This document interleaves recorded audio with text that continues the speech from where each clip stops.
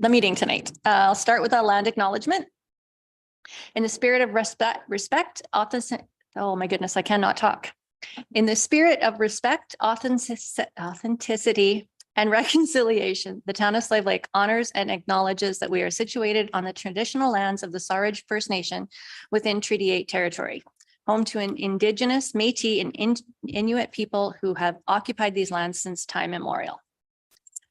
All right, so I will start with delegations.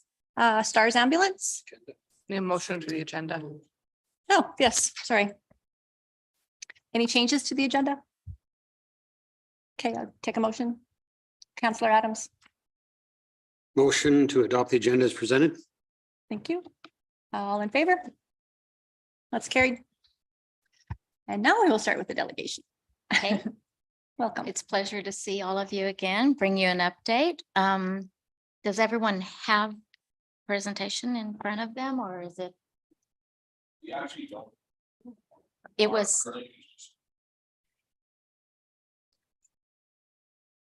can it be, it was sent in advance. Yeah, I'm sorry, I don't have it included in the package here, but we can provide a copy after, or I could take a copy after your presentation and provide it to council, but I don't have it linked into the. Yeah, it's gonna be very difficult. Would you like me to make a copy right now then? Sure. I was just gonna say, why Yeah, don't we? sure, Yeah. that'd be great. Sorry about that. Yeah. Okay, we will swap that out and start with the Chamber of Commerce. Welcome, Holly. Hi, thank you for having me. I want to start by thanking you for rescheduling and allowing me to speak on behalf of the Slave Lake and District Chamber of Commerce. It is truly an honor to be in front of you all, as I know how hard you work and the entrepreneur mindset that you have. For those of you who don't know me, my name is Holly McPherson, and for the past 6 months, I have worked as the Executive Director for the Slave Lake and District Chamber of Commerce. I quickly seen the value of the Chamber of Commerce and how hard the volunteers work to make this town what it is. I am grateful to be back full-time and contributing to the community that grew me. I see the family, community, dedication, and business opportunities for many, and I've learned so much about the business owners, entrepreneurs, and organizations that make Slave Lake what it is. The Slave Lake and District Chamber of Commerce has gone through many staffing and board changes, and let's not forget about COVID-19. We are now looking for support to get back on solid foundation. 2023 is the year we want to focus on being consistent, bringing the business community together, and helping our current members understand the benefits of being a member of the Slave Lake and District Chamber of Commerce. We're hoping to see greater participation, volunteers, and more comfortability within the community when it comes to committing to events. We currently have the following events in place for 2023. The trade show, Riverboat Days, Business Excellence Week, and the Business Excellence Gala, Moonlight Madness, the golf tournament, and we plan on doing some sort of thing with the block party in place. We aren't quite sure yet. Additional funds would allow us to enhance all of our events in many ways, such as building our reputation, incorporating new events, doubling participation, and community gathering, as well as enhancing town spirit, encouraging business partnerships, and giving back to the community and our members. Events are just one part of the big picture when it comes to running the Slave Lake and District Chamber of Commerce. When it comes to membership meetings, we commit to being consistent, bringing valuable information, and allowing space for the business community to come together and help us help them. When it comes to social media, we have been working to enhance our social media presence, and we'll be working with a social media manager to ensure consistent social media growth. The goal is to create more desire for memberships, out-of-town participation in events, and association partnerships, hopefully leading to needing less support in the future. Working with professionals has also been in discussion, such as event planners, other chambers in surrounding areas, to help enhance and create new events for the town. Everything I said above is done by myself and a board of volunteers. I believe this is a good investment for the town of Slave Lake, as it encourages greater participation, out-of-town partnerships, and community growth and strength. Not only would it help support our current events and what we are doing now, but it would allow us to take it to that next level, building that solid foundation, bringing in more memberships, community volunteer participation and hopefully encouraging new businesses and entrepreneurs to bring their business to Slave Lake. I hope you can see the value as I do in the Slave Lake and District Chamber of Commerce.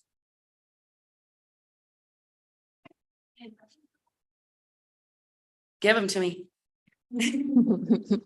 Counselor Adams? What else have you done now or changed to move? I heard that you're moving away from events and more into advocacy and how you're going to help the business community. And what steps are you taking to get, lack of a better term, on your own 2 feet, I guess? So it wasn't that we're going away from events. I just wanted to mention that's a big part. So we have the events part, but then we also have the servicing our current members and ensuring that we are building that foundation. So a few things that we've discussed is going through all of our current memberships and just helping them understand what the current benefits are, as well as creating maybe some sort of welcome package. So if you are a member, you get a coupon book with all of the other members. So we've been in discussion of really just trying to get the businesses to just start sharing the wealth. We want all of the businesses to be participating with each other when it comes to events and shopping in each other's businesses. And there's a lot of things that like you wouldn't believe this town has that people don't know that we have. So we're just really trying to enhance that, just advertising and helping people understand what is available in town. And I was going to interject and say, because Holly is we're very thankful to have her on board for the last 6 months, but as vice president, I've been sitting there for a while now. And the big thing that we talked about the last membership meeting is some of the benefits as being a chamber member are outdated, like they're plans that have been around for a long time. So the intention of the board, as Holly mentioned, is to go out and seek new partnerships and seek new benefits so that we can build up a more robust package so that you're able to say, hey, your chamber membership not only gets you this package of items with discounts or incentives, it also has you discounted entries into the trade show and things like that. Plus, we are also then providing the opportunities for business networking through the events, through the Small Business Week. And there's also, for the Small Business Week, I mentioned, we'll be looking at also reviving the corporate challenge too. Oh, wow. Yeah, I do have a little bit more details when it comes to our events. And I just wasn't sure when in my speech going through it, it didn't sound nice.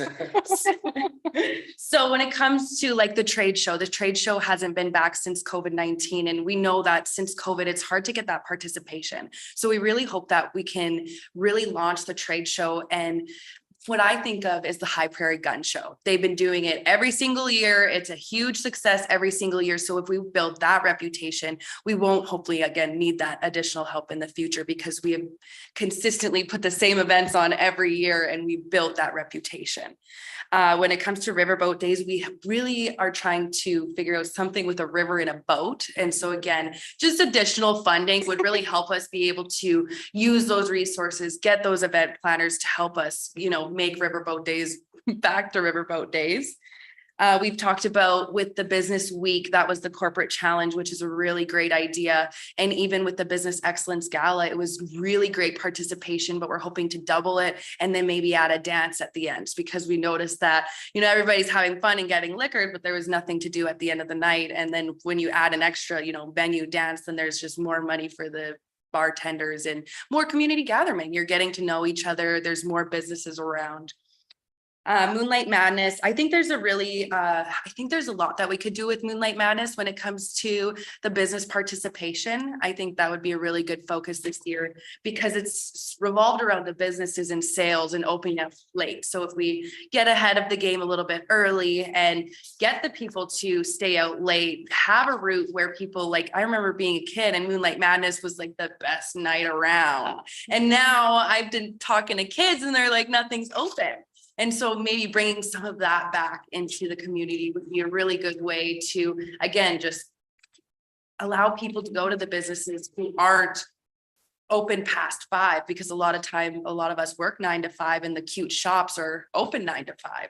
So again, there's just a lot that we can do with Moonlight Madness. We would like to add a golf tournament. We did try to do it last year, but there was a little bit of conflicting dates with grad party and a lot of other golf tournaments. So I've been really good with scheduling the monthly meeting. The first thing I checked was there an Oilers game on that day? No, there's not. So I hope you all would like to join us. And then the block party. So we are talking about the trade show being more business orientated, and that's where we're going to be doing the showcase. And we would like to bring that block party more to being around, community gatherment, business gatherment, and also a fun way to give back to the town. I have one question. Tell us about this community gathering that's going to be held. Is it, I don't know, when I first saw the ad for it, I wasn't really sure what it was, and it didn't really grab my attention to make me come. So Yeah, I Tell me more. appreciate the feedback. I did get a little, it should have been business community gathering. That might have been a little bit. But what we're trying to do here is it has been a little while since our last membership meeting, and we're encouraging everybody to join us. So even the town, if they had a few things to say, I know the busing people were reaching out because they have a few things to say, the Slave Lake Mental Health Association. So again, if we can bring all of us together and then, show the benefits of being on the chamber, show the benefits of what we can do together, and also getting feedback of what you want to see as a chamber member. So we're just really opening up the board to hopefully get more members, but also just bring the community together, because it's been a little bit too long since we had a good meeting. interesting. And we're gonna be releasing a video to just talk about the membership meeting and kind of build out exactly like your questions there. Yeah, you'll like my video tomorrow. It's been a bit since we've had membership meetings. It didn't gain any traction last year. And as part of our bylaws, we need to get that up and running. Yeah. So by opening the doors a little bit, making it a little bit more flexible on what we're gonna see where we can then tailor it from there and look at holding about 4 meetings a year.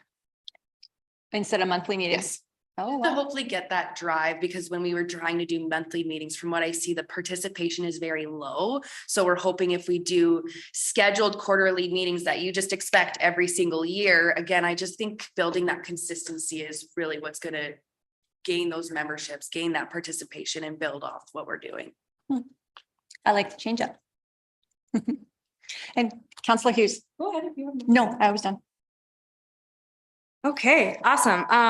Couple comments from me. So I love that you're wanting to move forward and encouraging the collaboration. I think that's great. I love the idea of a social media manager as well. I think that's a big key and growth for the chamber here also. I like where you guys are going with kind of the added value and trying to draw that out, maybe with local things, local discounts, that type of thing. I definitely think that's where it's at. And just personally speaking, some of the things that they have been offering are definitely a little bit stale and outdated now. So it's nice to see you guys have recognized that. Are you engaging with the ACE group at all? The So- Alberta Chamber of Commerce Executive Group, right? Have a little bit, but that's actually been a main priority for me this year. And also we've talked about reaching out to like the other Chamber of Commerce, like Morinville, and the smaller group chambers to see what they're doing differently. Perfect. Okay. So yeah, So I I have it haven't- scheduled now. Good. That's awesome. That's all I wanted to hear. I just wanted to encourage you to follow and kind of pursue those with the Alberta Chamber of Commerce as well as this executive group, because those will be great connections for you to make to understand what other chambers are doing, how they're functioning successfully and within their communities as well. So I definitely wanted to encourage that. What else? Oh, and then your event on the 31st. So I was kind of going to echo Julie's question, but so it's basically a round table type of discussion then for the most part. Yeah, Would you say? there's some people that are on the agenda items, some groups that are on the agenda items. Again, it's gonna be, if we go back to the last time that we had a membership meeting, the town was given 5 minutes, the MD was given 5 minutes. The goal is to be more business focused. And again, we're just working together to get that up and running. There are some groups that want on the agenda, so we'll start with those first.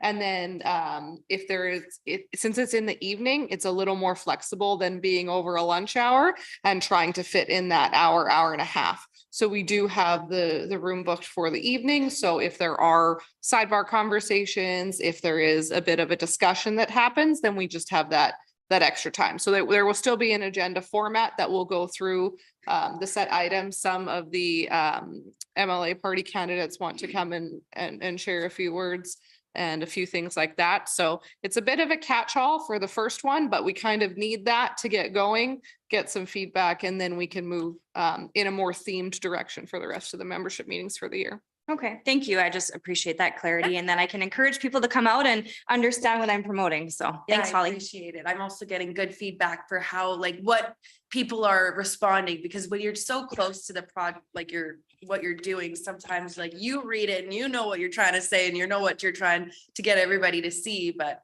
it's nice to, like, I understand what you are seeing. Okay, any further questions? Holly, I apologize. It was my daughter's birthday. I was a little bit late here, but That's okay. um, I can fill you in on my great job.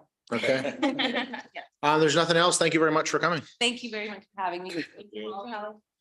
We'll jump into our next delegation. Yeah. Yeah. Okay, yeah. Stars. Yeah. So if you want to introduce yourself, and I understand your presentation was emailed to all of us. So we have a copy here with us. Okay, so you can, I Yeah. can see it. Okay, Yeah. that's great. That's the main part, right? So I'm Glenda Farndon. I'm the Senior Municipal Relations Liaison for STARS. I work with all the municipal, rural and urban municipalities for the entire province, as well as into northeastern BC. And it's my pleasure to see you again a year later. It seems like it hasn't been a whole year, it has passed, but pleased to bring you further updates. So first and foremost, on the front, I think that if you'll notice that there's a new logo. We are going through rebranding after almost 40 years. And there was a lot of learnings because of COVID, of course, through those last 2.5 years, a lot of learnings there that we're taking forward as we work more closely with Alberta Health Services and all of our chain of survivor partners in encompassing additional ways that STARS can provide critical care beyond just helicopter response. And even as we look forward to the future with so much technology, being able to do a virtual consultation with local physicians at your local hospitals, being able to provide critical care guidance through those aspects as well. So the new vision is critical care anywhere. So next slide, please. So of course, yes, we are fueled by generosity. There's significantly, like our largest partner is Alberta Health Services. We previously had, since 2010, a 10-year affiliation agreement with them for 20% funding. Last spring, they did announce that they would be looking at moving to 50% government funding in Alberta, which would align them with what we're already receiving from Saskatchewan and Manitoba governments. And so as we move forward, I'm pleased to say that at the end of the year last year, that it was finalized and we are receiving 50% government funding. So that's certainly going to be very helpful in sustainability for STARS as we move forward. You know, there's been many challenges because of COVID, not being able to have fundraising events for almost 3 years, not having a calendar campaign, having any presentation in rural communities. It's really challenged us. And in addition, because of the COVID related missions on top of the daily demands, there's been a significant increase in call volume. Now we're facing fuel costs, medical supplies, everything's gone up. We're all in this same boat together. And so this is going to really help. And we still have to raise 50% of almost $40 million for 3 bases in Alberta. So significant. It'll still be a challenge, but it's, the future looks brighter knowing that we have this closer relationship with Alberta Health Services. So we're just in the midst of finalizing a hopeful long-term service agreement with Alberta Health Services as well. So we're hopeful to hear about that in the next few weeks. With that, on the expenditure side, I think it's important to understand, the aviation and medical components of expenditures take up more than 3/4 of the pie, the orange and the blue. The smaller pieces are the Emergency Link Center, which is this dispatch center that works co-located with or works directly with 911 dispatch, as well as our base administration costs. For the 4th year, we are at 12%. CRA allows charitable entities up to 35% for administration costs. So 4 years in a row at 12%, we feel very much we're doing our due diligence in this area. Next page, please, or slide. So this is where we're at now with the municipal support. And I brought this to you last year. You know, it's very much a united effort across the province. And now it's even more important as we all work together to assist in the healthcare demands. You know, there's Alberta Health Services facing a lot of demands for ground ambulance response as well as fixed wing now. This is where we're working more closely with them to provide critical care in methods beyond just the regular transport. It's really creating a sustainable operational support for STARS. Bigger picture is that together we need to work together in order to ensure a robust health and safety network for all, which includes that you must have all options available to your residents. So currently we have now added 3 new rural municipal supporters, as well as 4 urban municipalities, and 8 more are pending, including the MD of Lesser Slave River. So this is where we're standing now. Everything that you see green is a municipal supporter. Also that the towns that lie within the boundaries of the municipality are also supporters. Every town.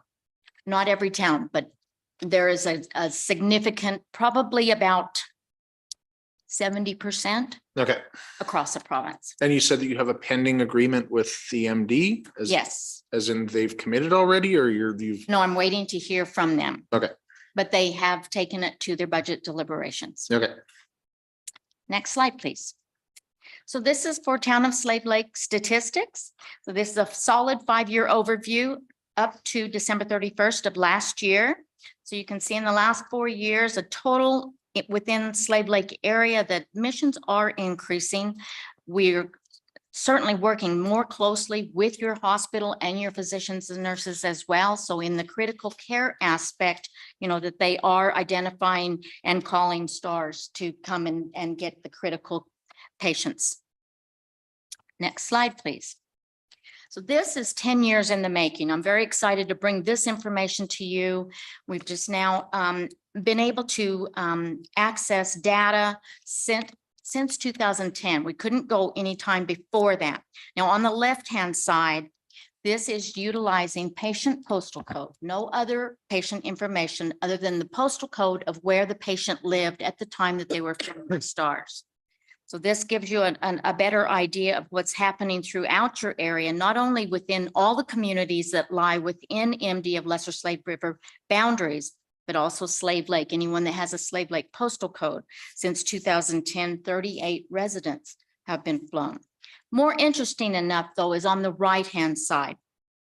These are the areas where these residents have traveled across Alberta. So some municipalities, it shows red dots all the way across Western Canada, where patients or residents have been flown by STARS.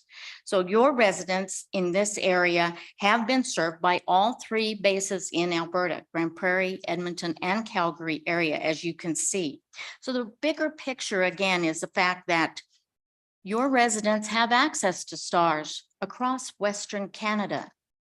That's the bigger picture of partnership to ensure a robust health and safety network for all. Next slide, please. So yes, last year I had reported that we had completed the campaign for 9 helicopters, but because of the demand, it was decided that we would purchase a 10th helicopter while we still had access to the contract, the previous contract that we had with Airbus helicopters. And so we have received the 10th helicopter to complete the complete fleet that serves Western Canada. And the entire fleet is paid for. We have completed the campaign, over $150 million. Every level of government came to the table. And so we have just now finalized as well. The very first one that we received that was a 4-bladed system is now been retrofitted to a 5-blade system. So the complete fleet is a 5-bladed system, which will provide increased lift and load capacity, especially beneficial in our northern region as well. it'll have increased lift and load capacity. As well, this particular model has less maintenance requirements, which in turn is going to mean that the helicopter has more availability and of course, reduced costs. On the other side here, this new model, previously it outperforms the previous model that we had for the last 37 years. The BK 117 has served us well for 37 years. This new fleet will take us into the next, for generations to come. So it outperforms the previous model in speed, range, and fuel efficiency.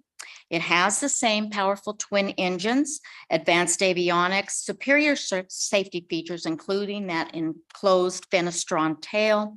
And of course, we still have the night vision goggles. We were the very first civilian organization in Canada back in 2002. So more than 20 years now that we've been able to fly at night, and 50% of our calls are at night.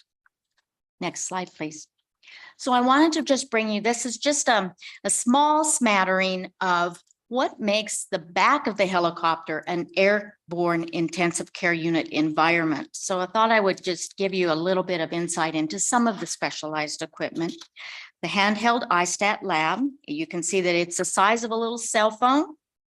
It provides vital test results for hemoglobin, blood gases, as well as electrolytes in less than 2 minutes while we're airborne. So these are all vital, especially when you're running multiple pain management drugs for a severe trauma patient.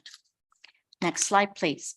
The Hamilton T1 ventilator. This is a fully featured ICU ventilator, just like what you would find in the intensive care units in the hospital. But this one is made specifically for air transport, and it does accommodate all sizes of patients, adult, pediatric, even neonatal. We always carry 2 units of universal blood. So we were the very first helicopter EMS program in North America to be able to bring this life-saving advancement. And it can make the difference between life and death.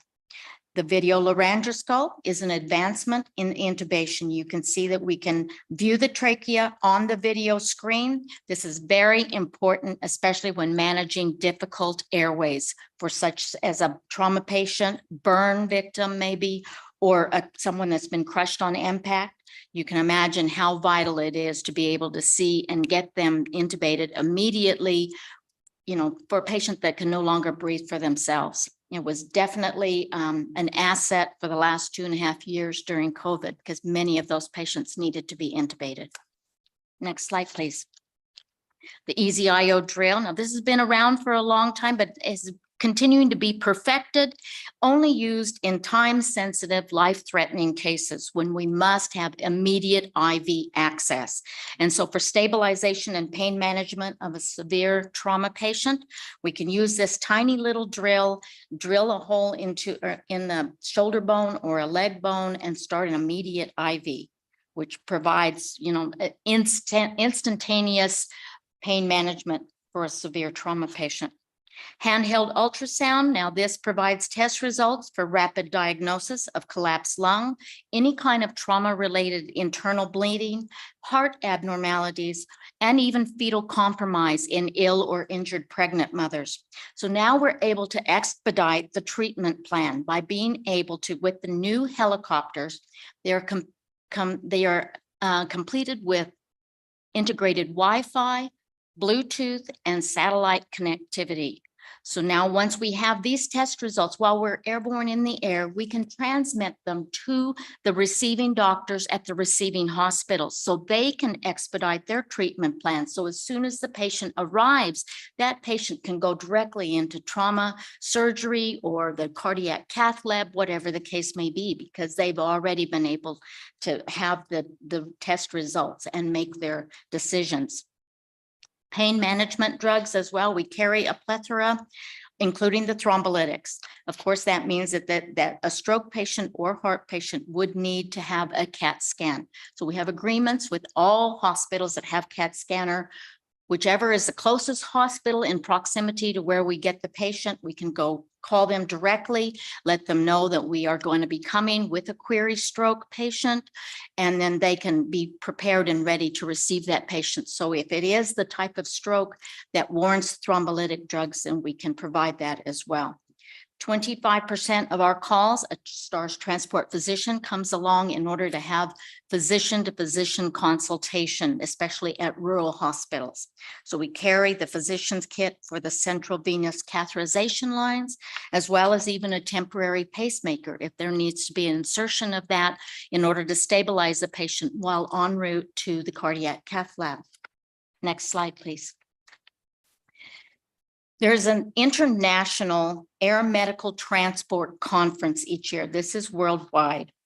And STARS, we hold our own internal competition to allow our team members to compete against each other across all 6 bases to allow one team of 2 to represent STARS internationally each year at this particular conference. This past year, at the end of October, our team from Saskatoon base, they won first place. This is internationally. This is the 7th time that STARS has won first place. We're very proud of that fact, and we're proud to tell the residents that we serve that we can provide the highest level of critical care for them. Next slide, please. So in closing, I would like to thank you for continued leadership, hopeful partnership, and your support of joining the municipal initiative across the province. Last year, when I made a request to you, I was advised that it just wasn't in your budget at the time for consider a $2 per capita rate, which is basically that's the minimum of what's being provided across the province. But I would like to still, the partnership is the most important factor. The partnership of us all working together to ensure a robust health and safety network. So as we move forward, we really would appreciate your consideration anywhere from $1 to $2 per capita. Again, I cannot impress upon you enough that it's the partnership that really makes the world turn. It has for almost 40 years. A life is saved every day. And for almost 40 years, it's because of partnership. That's what has made it possible. Thank you. Okay. Glenda, Yes. thank you very much for coming tonight. We are in the middle of budget here. We're coming to the end. And so thanks for bringing this request in there. We haven't passed our budget, but we are nearing the end of debate, but we will make sure that we take it back for consideration again.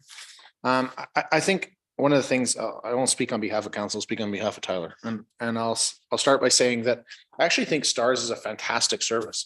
And I think that in previous years, we had limited use of it, but you can see that gaining traction every year, that we're using it more and more because it's a critical piece of infrastructure, it's a critical care team that comes in emergent situations to deal with healthcare immediate needs. And I don't think that our healthcare system would survive without it, to be honest. And I think it's way more advantageous in rural than it is anywhere else.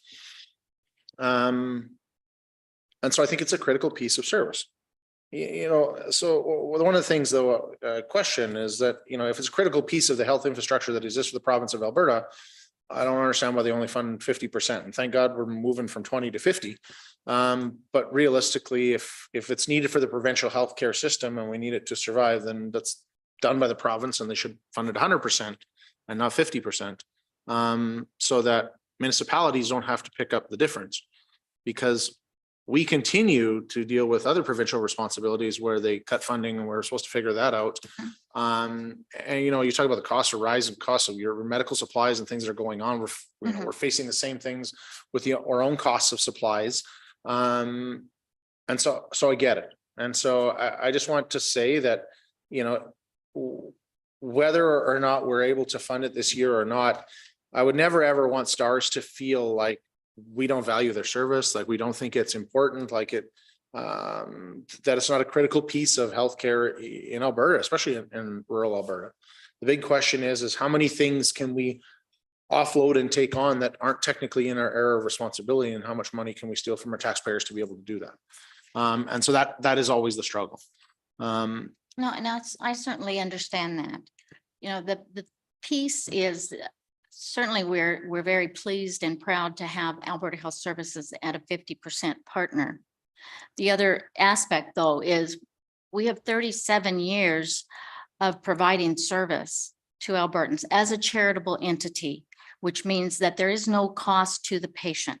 That's a vital factor. And we've been able to do this for almost 40 years now because of Albertans feeling that it is a vital part. It's the partnership part is just more everyone doing something that puts it together. You know, when we have our partnerships with the municipalities, it's like 5%. So it's not significant dollars. It's just everyone doing something in order to have partnership and share in that. I agree. And in your total budget, the municipal contributions are a drop in the bucket towards what the total thing costs to operate. But I will tell you that, you know, any dollar, we value every contribution, and when we're trying to look at every piece that goes, it is tough. Like there's so many groups, you know, the number of nonprofits that have come to us that are suffering from, you know, COVID fatigue, and, you know, we're down on fundraising and we're trying to keep our operations going. You know, we'll debate it at budget, but I just really wanted to stress to the fact that I think you guys do a fantastic service. Well, thank you. And it's just a matter of where do we find those extra funds to do it? And maybe our conversation should be with our provincial counterparts to increase that, because if the mandate is to deal with healthcare and that's in their mandate, then I know you politically are not going to say that maybe they should pay for the whole thing, but I can. So I will say that. Yeah. So- Well, I could say that we would not go that way because we want to continue to be a leader in innovation. Fair enough. Sorry, I'll open up to any questions or comments from other members of council. If there are none, like I said, we will deliberate it here and we'll be able to get back to you likely next month. Thank you very much. I did bring you a new calendar. Appreciate your consideration. Certainly, I appreciate your time to be able to continue to keep you in the loop, though, and bring you, you know, updates and bring you information that's pertinent to your area. And the latest newsletter, which on the back has the record mission flown in STARS history, and it was flown from our northern base. So it's- Okay, So thank you very much again. thank you very much Yeah, for coming. great to see you. Okay, with that, we will jump into the rest of the agenda. So next, CAO update. Good evening. So before you in your package, you should have a copy of the CIO update, and I'm just going to go over some of the highlights from some of the various departments. First and foremost, under the Human Resources Department, under our Occupational Health and Safety Program, our HR department's collaborating with our consultant from JG Safety to identify and address gaps in our health and safety program. So this was a consultant that we've engaged as we continue to fill, advertise and fill the vacancy in our HR department. Under the Department of Finance, Finance is currently working on a year-end and fourth quarter GST return for 2022. The 2023 Canada Summer Grant job application has been submitted, requesting 6 summer positions. Traditionally, the town has been successful in obtaining 2 positions funded. They are also continue working on grant reporting for the Downtown Revitalization Grant through the Canada Community Revitalization Fund. The project funding has been extended to March 31st, 2024. Our operations department, specifically utilities, has been working on sewer grinder removal and replacements, building and pump maintenance, and year-end inventory or environment reporting. While our public works, it's no secret, has been dealing with snow removal for the entire town and cleaning snow around fire hydrants and pushing windrows back. So basically snow removal, snow removal, snow removal. Our projects department is starting to shift gears into preparation for our 2023 projects. preparing RFPs and RFQs for disbursement once our budget, capital budget and operational budgets are approved.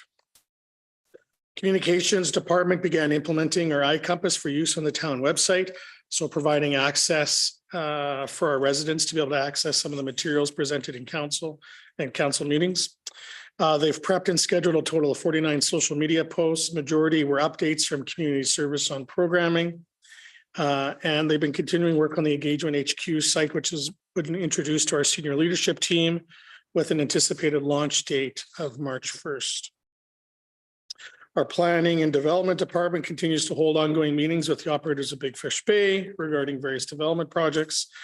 And they are processing 3 land use bylaw amendments and 1 amendment to the municipal development plan, which I believe are all on the agenda for next council meeting. Our economic development department has officially registered our town logo as an official trademark for the town. Has completed the rural renewal community designation application and has begun work on the Northern and Regional Economic Development Grant application as it relates to our industrial use planning. Work continues also on the establishment of the Economic Development Advisory Committee, with member application forms being released in January is the plan. Our fire department is scheduled to appear before council next week, so I won't go into and steal a lot of their thunder. But in December of 2022, they wrapped up another busy year with 538 calls for service, which is up 38 calls from 2021. Exciting from the fire department perspective as they began meeting with various training opportunities with Northern Lake College. The MD of Opportunity and the MD of Big Lakes County were booked in early 2023 to start utilizing or fully utilizing our regional training center that we have. Community service, peace officers dealt with 44 calls for service in November, bringing the total calls for year to 511. Under the aquatics department, they've had some staffing additions, but swimming lessons are kind of the topic of discussion. They've been quite busy and they're booking private lessons where we have time available between our lesson times. Facilities and parks are in the process of, or we just hired a new janitor contractor as for January 1st for the government center, which also includes the town offices. And they've completed the swap out of the current lights in the MRC to LED lighting is complete. All of that funding coming from a provincial grant, Municipal Climate Change Action Center grant. FCSS working in partnership with Smoky River FCSS to possibly organize and provide a regional youth conference in the spring of 2023. They partnered with AHS to bring Addictions Don't Discriminate exhibit from Slave Lake to Slave Lake for December 5th to 9th. 165 individuals had experienced the exhibit, including students from both high schools in town. 62 seniors participated in a pancake breakfast on Saturday, December 3rd. Recruiting volunteers, or FCS continues to recruit for volunteers for snow removal, currently having 5 volunteers and 9 properties. 4 staffed hours, 10 volunteer hours for December were spent on that program. And January's event for the will be a family board game night to be hosted on January 19th. Under the Recreation and Programming Division, Frost Fest planning is well underway. The event is scheduled to take place at February 11th to 20th. Anyone interested in being involved can contact the program coordinator at 780-849-8023. They have a number of new programs they've introduced or will be introducing in the coming weeks. Someone called Stroller Roller, Round Robin Pickleball, PD day camps, and a few fitness programs. Registration has been good overall for all programs. They'll be adding some additional public skates and youth stick and puck sessions on PD days. And currently this week, the mural mosaic project is happening at the Legas Center on January 17th, 18th, and 19th, and they invite the public to come out and participate. Other than that, that is my report. Okay, questions for CAO? Going once, going twice. A thorough update was all that we needed. We'll jump into the management task list. Questions on that?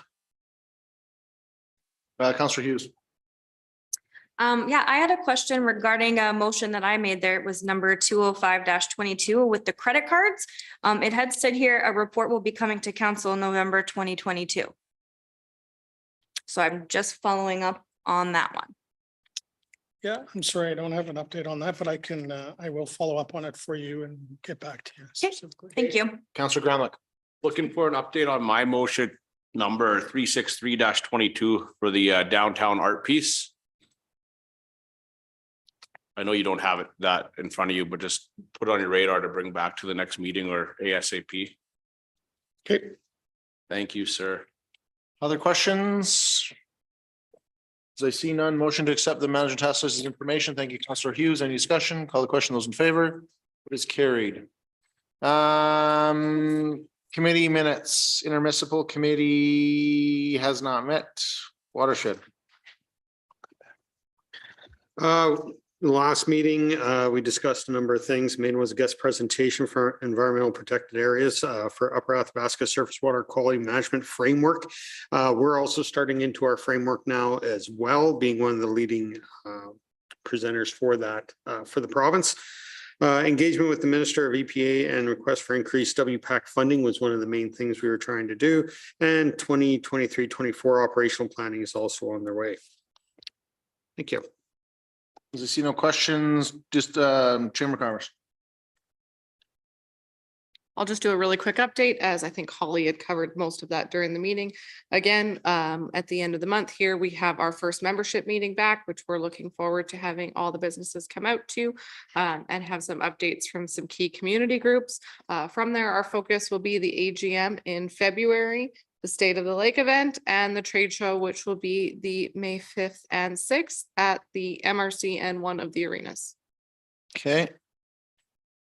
As I see no questions, Alberta North Central Alliance met recently with our contractor. I touched on briefly last week that essentially we are a strategic plan draft was brought forward. And so we're just circulating it to the couple of members that were not able to attend and get any feedback, and hoping to dig into some action based on some of the recommendations that are in there. Additionally, we're trying to develop a structure for administrative support for the group and potentially using some of the grant funding for that. Housing. We had our organizational meeting. Brad Pearson is the chair. I am the vice chair. But our budget is done now. And there's no increase to the requisition. So that means no increase to the seniors portion on your tax bill. We reviewed Hartwell Bear Housing Management contract, and that was renewed. And now we're preparing for the CAO's performance review. And the lodge has 3 vacancies at the moment, and there's 1 in the apartment side. Questions? As I see none, we will jump into health. So with health, there's a few statistics that we have. There were 14 babies born in December. The OR for obstetrics was open in both December and January, and there are no OR closures predicted pending current staffing levels. So right now the OR is open. There were 900 people through emergency in December. Right now we have locum and contract nurses that are filling the gaps. There's a 4 to 5 in acute care. However, we still have several open full-time positions. Some positive news on the nursing front is that AHS is embarking on international recruitment drives. So there are 3 full-time nursing postings that are going to be handled by the international recruitment team. So I know in our advocacy efforts and along with other municipalities in the province, we had really encouraged the ministers to look at all avenues for solving our current health current nursing and doctor recruitment crisis. And so it looks like some of that has been taken to heart with regards to the new international recruitment team. We also have, there are 6 beds that are still remaining closed due to lack of staffing. These aren't an additional 6. These are just the 6 that have been remained closed for some time. There is going to be a change to the front of the emergency department. There's going to be a redesign of the triage area. So if you are accessing emergency, you might see that's part of that that is closed. What they're trying to do is have you be triaged before registration. Currently, the process through emergency is that you have to proceed through the entire emergency department, go to the nursing station, register before you're triaged. So there's going to be changes to the building to facilitate the triage process first. So that's been approved by AHS and construction is starting very soon. Another big thing for healthcare is that the Connect Care for acute care will be starting this fall. There's been some Wi-Fi upgrades that have happened and training modules are starting. So with Connect Care, what happens is everyone in our patient panel, it takes approximately 15 minutes a person. All of your information is going to need to be input into the Connect Care system. This can only be done by trained individuals and will take a significant amount of time. A few more things, I'm almost done. We are losing a GP anesthetist February 15th. We also have one more doctor going on mat leave. Dr. Burke's replacement, since he retired, is still months away. They're through the process there, working through immigration. So we are down 3 physicians and we do currently only have 1 doctor accepting new patients and 1 nurse practitioner accepting new patients. So with Connect Care being a massive undertaking and our current doctor shortage, you can expect some delays in your time to see your primary care physician. Currently, your wait time is approximately 32 days to see your primary care physician. So with Connect Care coming out, we may see some further delays in that. It really depends on, I guess, the wins or losses as our hospital and clinic put it in the nursing and doctor department. So some patience is appreciated. Even though we only have 7,000 in Slave Lake, our patient panel is 11,911. So our community services, a lot of individuals that don't actually reside here, puts a lot of strain on our hospital as well. So our staff are doing a great job in trying to make that up, and recruitment efforts are in full force. Okay, questions? Tourism.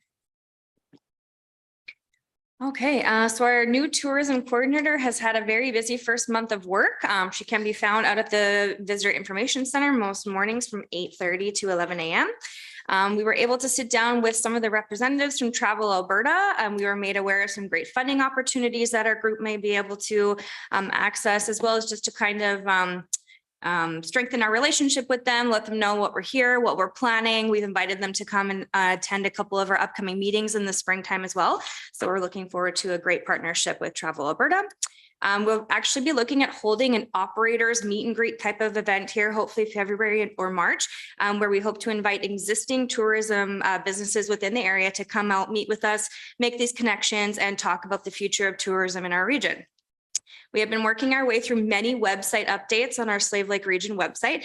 This has been a tedious and very time-consuming task. Lots of things were very old and links were broken, but we are slowly getting through updating that. Our tourism coordinator has actually attended the tourism town hall that took place in Edmonton today. It was a great information session sharing and kind of a good opportunity for her to make other connections within the tourism field. We're also looking at possibly attending some spring trade shows as well as some other training opportunities for her. We are working on doing our strategic doing session here, planning our strategic doing session in the upcoming weeks. Regarding our All in Winter event, a local group that we had hoped to collaborate with is actually not able to join us for the event. So it's kind of leaving us short on time and ideas to be able to execute this properly for this year. However, we will be promoting the Slave Lake Slam Ice Fishing Tournament, which is in partnership with the Anglers Atlas and Big Lakes County. And you can check out all the information about the Slave Lake Slam Ice Fishing on the Slave Lake Region Facebook page. Planning for our Beach Fest event has been underway. We have met with Alberta Parks already to discuss the things that they would like to see and which ideas of ours we are actually going to be able to execute. We have a lot of fun things that we'd really love to do to build out Beach Fest, but we realize that we may not be able to actually do all of them. So we have already started those discussions and we're looking forward to what comes from that. Questions, library. We've gone through the year-end financials for all 3 libraries in the region. Also engaged our auditors for the 2022 audit process. We're now starting the strategic plan of service for the next 4 years. That's just coming up in expiry this year, and we have to continue for the next 4.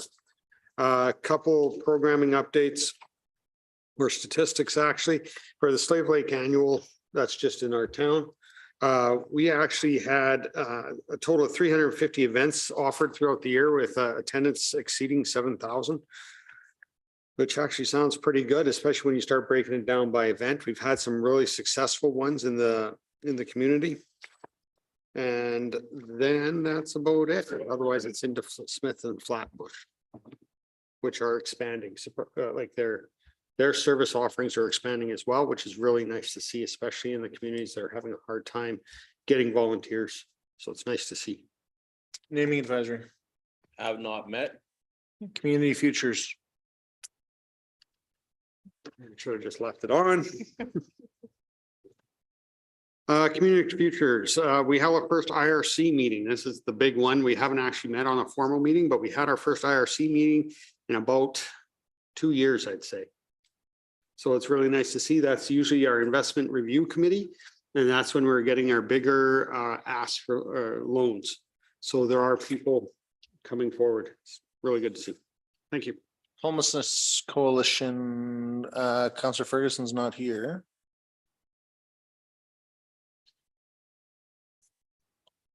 Okay, Children's Resource Center has not met. We got a meeting come up at the end of the month. MPC.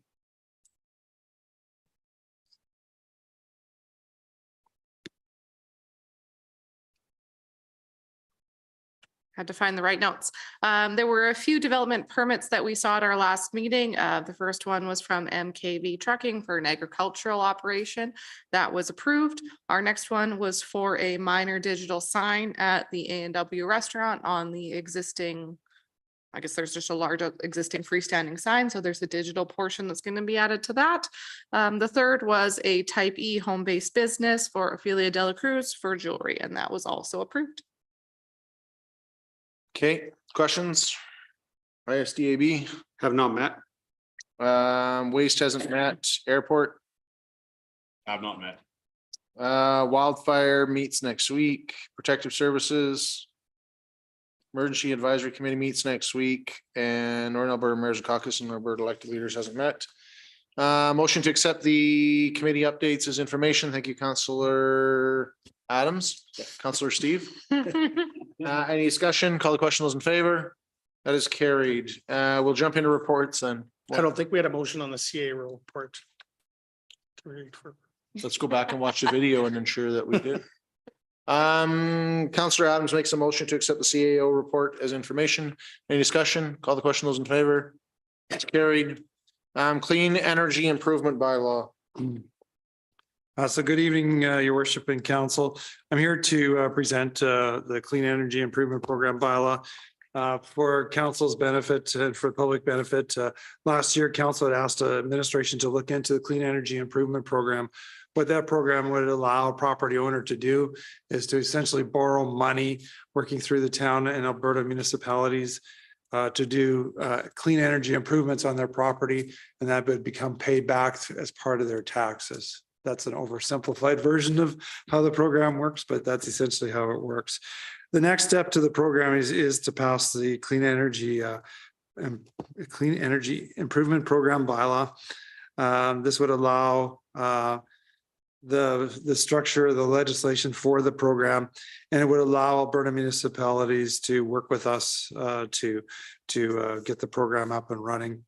Alberta municipalities through their AMSC division takes municipalities in on a cohort basis. And so as we would become eligible for the next cohort, it would be, then we would work through the process to get the program up and running. And then we would make public awareness of the program as we're doing that, as we go through the various stages of development. There are some eligibility criteria and some other pieces that still need to be set up. Every municipality does choose to do these a little differently.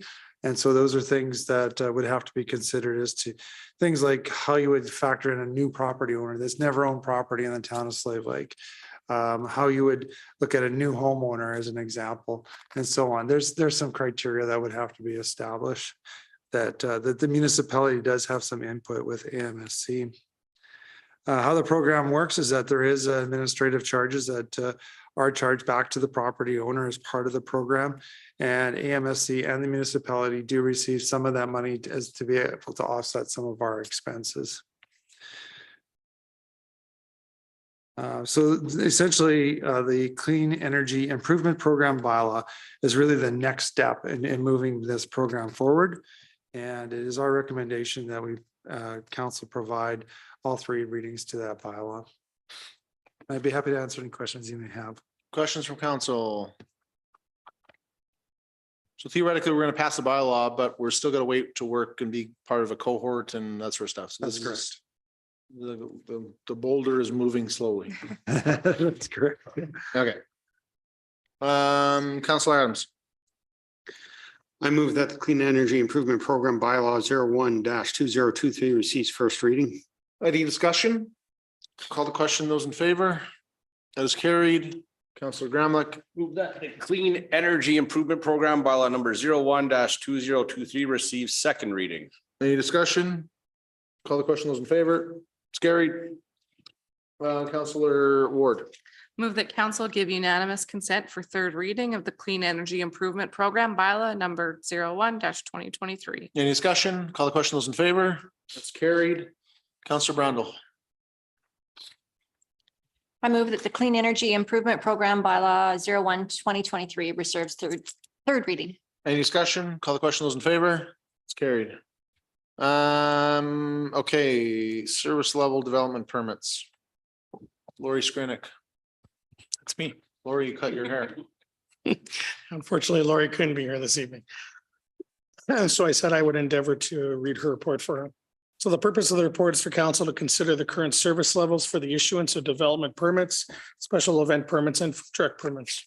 So as part of the budget process, council and administration periodically review the service levels and adjust where necessary. So the current service levels are based on a department staff levels of 2 full-time employees, which is the director and development officer. Currently, the department staffed with 1 permanent part-time position at 60%, and we are actively recruiting for a full-time development officer. Once fully staffed, the department will maintain 1.6 FTEs. Consideration of service levels should also include the time it will take to train a new development officer. It's anticipated that a full year of training, the position should be able to carry out all of the job functions. The planning department is responsible for the control and regulation of all development within the town and the issuance and enforcement of development permits, managing same. Processing of development permit applications include the following. So screening the application and supporting information, maintaining a register of all applications, pulling a copy of the title for the affected lands rather than acquiring it from the developer to provide it, sending a notice of acknowledgement and completion of application to the applicant, circulating the application to the required referral agencies for comments, if any, for a preparation of report for recommendation to the development authority if required, preparation of advertisement if required, preparation of the development permit and conditions, and development permit follow-up and enforcement if required. The MGA now has regulations to deal with complete and incomplete development permit applications. The applicants to be notified in writing if the application is complete or incomplete. If the application is not complete, the applicant is advised of the additional information required and a new deadline is established for submission of that information. The process continues until either a complete application is received or the application is closed because the applicant is unable to provide the complete application. Discretionary use permits must be scheduled for a decision by the MPC. The MPC meets once per month with the exception of June, July, and August when 1 additional monthly meeting is scheduled. Some applications also require referral to external agencies, and those referral comments must be received prior to the development authority rendering a decision. As such, processing time depends on MPC meeting dates and how quickly we receive responses from referral agencies. Provincial legislation through the MGA requires that complete applications are processed within 40 days, which means a decision is rendered and the permit is issued. An appeal period of 21 days from the date of decision or public notice is mandatory after the issuance of a permit. Compliance and enforcement follow-up vary for each application depending on the development requirements of the permit. Note, changes to the MGA with respect to planning regulations will affect referral timelines and ultimately the length of time it takes to process a development permit. In addition, there's been an increase in the time provided for applicants and those affected to appeal a decision in the Development Authority. It's now 21 days. So the current service level, so processing time from receipt of a complete application to a decision for a permitted use is 21 days, and that for discretionary use and larger complicated developments up to 28 days. Currently, the planning department is able to meet the 21-day time frame for permitted use development permits. That said, if permit volumes increase significantly, it will be difficult to meet that time frame with 1.6 FTEs. This service level is also impacted by time required to train a new development officer so that they can issue permits. The planning department recommends leaving this service level as is, and we will bring it back to council in the future if it becomes an issue meeting the service level. Due to the fact that MPC meets monthly, with the exception of the summer months, the time to process a discretionary use permit, i.e. the application that must be considered by the MPC, is on average about 35 days based on 2021 and 2022 stats. As such, we recommend the service level for discretionary use or larger complicated permits be increased to 35 days. Service level special event permits and food truck permits. So processing a special event and food truck permits includes the following: screening the application and supporting information, maintaining a register of all applications, circulating the application to the required referral agencies for comments, if any, and preparation of a specific event or food truck permit and conditions. The processing time currently from receipt of a complete application to a decision is 21 days. Typically, the department is not having issues meeting this service level. However, the request for the last minute applications is becoming the norm. In order to meet the current service level, department must be provided with at least 10 working days to complete the required referrals, etc. It's not uncommon to receive an application for a special event no more than 3 to 5 days before the event is to be held. And more than often than not, the applications are not complete, further exacerbating the issue. Unfortunately, this will mean that we will be advising those who submit last-minute applications for special events that we are unable to process their application in a short time frame they are providing. The current special event guidelines and special event application form clearly outline the time required to process a complete application. You have a number of options before you. Option 1 is to increase the service level, i.e. shorten the time taken to issue permits, which require additional staff. Or option 2, reduce the service level, i.e. increase the time taken to issue permits to meet the current staffing levels. Recommendation to council: planning department recommends a service level for the issuance of permitted use development permits remain at 21 days. Again, if it becomes an issue, administration will bring back a report requesting council revisit that service level. The service level for discretionary use and larger complicated applications be increased to 35 days. The service level for special event and food truck permits remain at 21. Okay, questions, comments from council, Councillor Adams.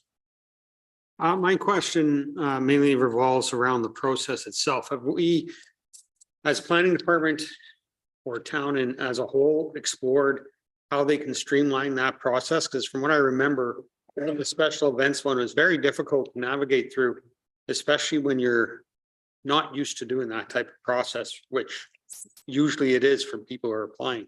It's seeming redundantly redundant and Yeah. Sorry, not to sound pissy, but we got to be able to do more to meet these lines. Most of the ones we're talking about in here have to do with external response times from other departments, and I don't see how additional staff are going to solve that, or short of changing the process. Sorry, kind of got in a rant there. Apologize. So the short answer is, I mean, the department is always looking for opportunities to increase efficiency. Part of the issue is staffing there. I mean, currently we're at half strength. They still think that they can continue to meet the majority of the service levels that are established. It's just the ones that are more comprehensive, they're having difficulty agreeing or being able to meet that deadline. Now, some of this process may become more streamlined or might become more user-friendly as we start to roll into a more automated process through our ERP. There is a planning module that builds into that process, which allows some of these applications and information to be collected upfront online and to be able to track those processes. So less manual, more automated.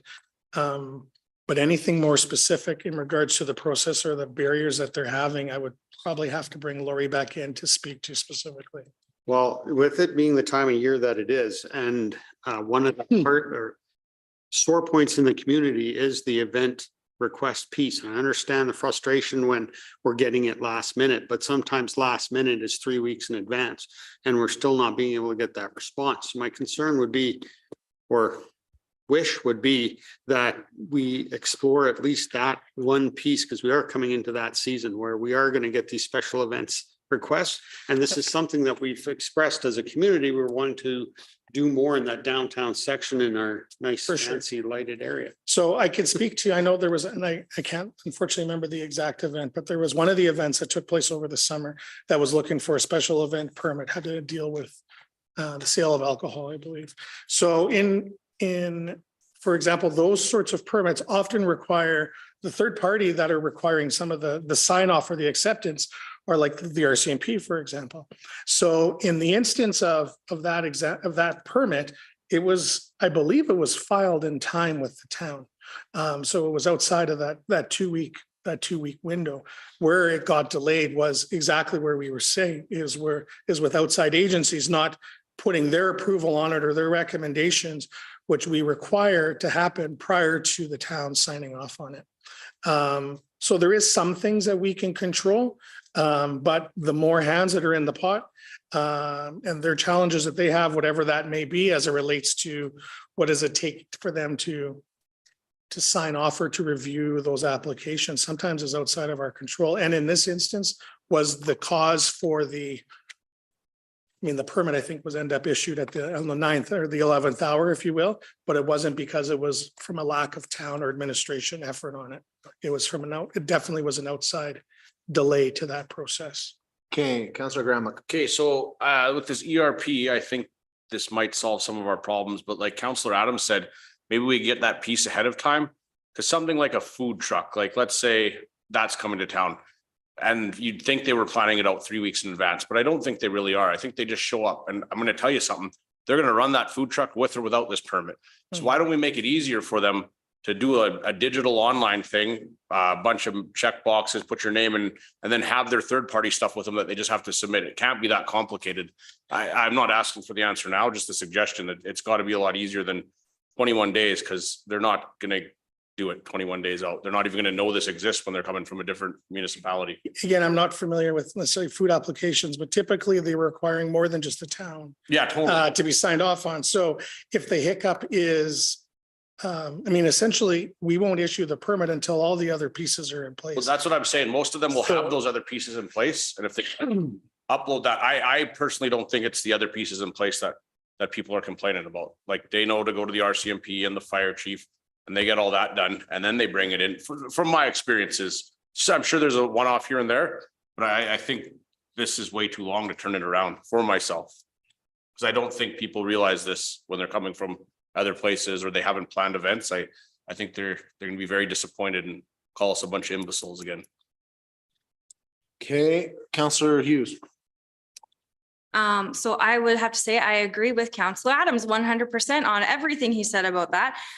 Speaking as someone who's actually filled out our special event permits several times over the last several years, I've become pretty good at it, but the first time I did it, I was not good at it. I had no idea what I was getting myself into. I didn't understand having to work with all of those other agencies. So thank goodness I did give myself enough time to get through it. But for the groups that really aren't aware of it, they just get frustration. And that's where I'd like to see some sort of method that we could have in place where, one of the not-for-profit groups wants to do a run or they want to do this fundraiser, but they want to do it in 3 weeks. I'd like to see us be able to offer something to those groups, and they don't understand. And maybe that's raising our own awareness. Maybe there should be a communications thing coming up to the busy season where we are reminding people what they need for permits. Like, let's put out a little bit of communication and education around why we require that. That is also a huge thing. The public doesn't know and would never look at this until they need to. And if they look at it too late, then they're just frustrated with us. So just a thought, but I would definitely like to see it be an online automated type of thing. I think that that's very necessary. And for 2023, that's where we should be heading. So just my 2 cents. Counselor Ward. I'll try not to be long-winded on this, but I agree with the team. I was the same. I've filled out these special event permits. And there's some things for large-scale events that you require, like emergency response plans and things like that, that if you're not well-versed in emergency management, which most of our nonprofit groups aren't, things like a sample form with ideas and options for the emergency response plan, because I've same as Councillor Hughes here. We both have struggled through a variety every year, actually, to be honest, we struggle through our special events permit. And this is coming from internal organizations trying to do your Riverboat Days events permits. And I get frustrated with this type of permitting. So I'm just looking at service level when it comes to making it easier for nonprofit groups, what we're able to do. I understand you still have to have the permit in place. I understand you still have to have the emergency response plan in place, but I think there's some things that we could do that could make it more friendly for our nonprofits. We're always saying we want our nonprofits to get more volunteers and throw more events, and the organization is only as good as the volunteers that they have, and our volunteers are spread thin. So I think what we could do is help them out by providing maybe some of these sample documents, find one that's been filled out. I understand that's additional work on administration's part, but I think we can do better. And I'll just add, can some of it be streamlined to make it simpler, right? Like I get that we're doing a block party downtown, we're shutting down streets, and we've got alcohol, should be looked at differently, not be the same form, the same requirements as a guy setting up a food truck on a Saturday in the Canadian Tire parking lot. And so, you know, the other thing is when we talk about having staffing issues and requirements and whatever else, the idea should be, you know, how much do we really need to control, be a part of, and whatever else? Like I would put more of it back on the health inspector for the food truck than it really matters for us what they're doing and where they're up to, as long as they're not in the middle of the street and they have a semblance of a plan and we know what's going on. You know, how much information do we need? That would be my 2 cents. Maybe a how-to guide. I know that's gonna take time to develop, but here's where you are throwing an event. Here's what you need to do, because I've answered on the Chamber of Commerce Facebook page. I've been messaged 3 times in the last 6 months saying, hey, I'm trying to throw an event and I don't know where to start. And a lot of it has to do with around the regulations surrounding it. And not sure where to go. So I don't know if we can do something with the town website saying, hey, you're planning an event, here's where you go. Here's the links to the forms. You need help, email here. Just somewhere to reach out that's kind of directing people somewhere. That would be helpful. Councillor Hughes. I believe that planning does provide a checklist, but it's not detailed in that regard where it really gives you that detailed level of information. I think it just says, you know, submit all of these things. So I'd be looking for getting a little bit deeper than that, for especially for the people who haven't done it before. But yeah. Noted. Okay, bunch of feedback. Any other things to add? Motion?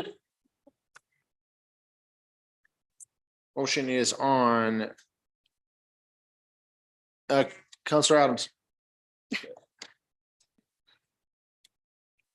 Should we get some answers from this first Yeah, before like- we put this motion through from Lori? I'd like to table this till next meeting.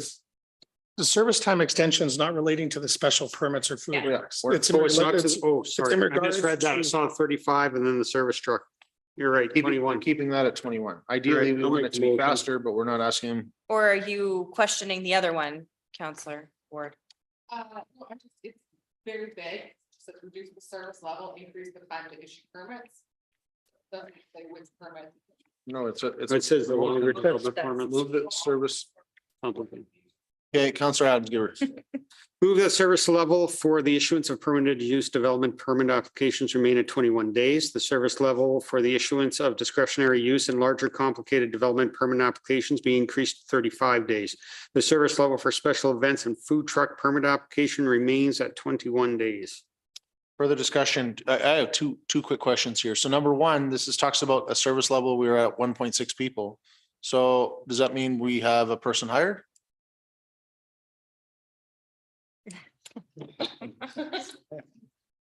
It is close.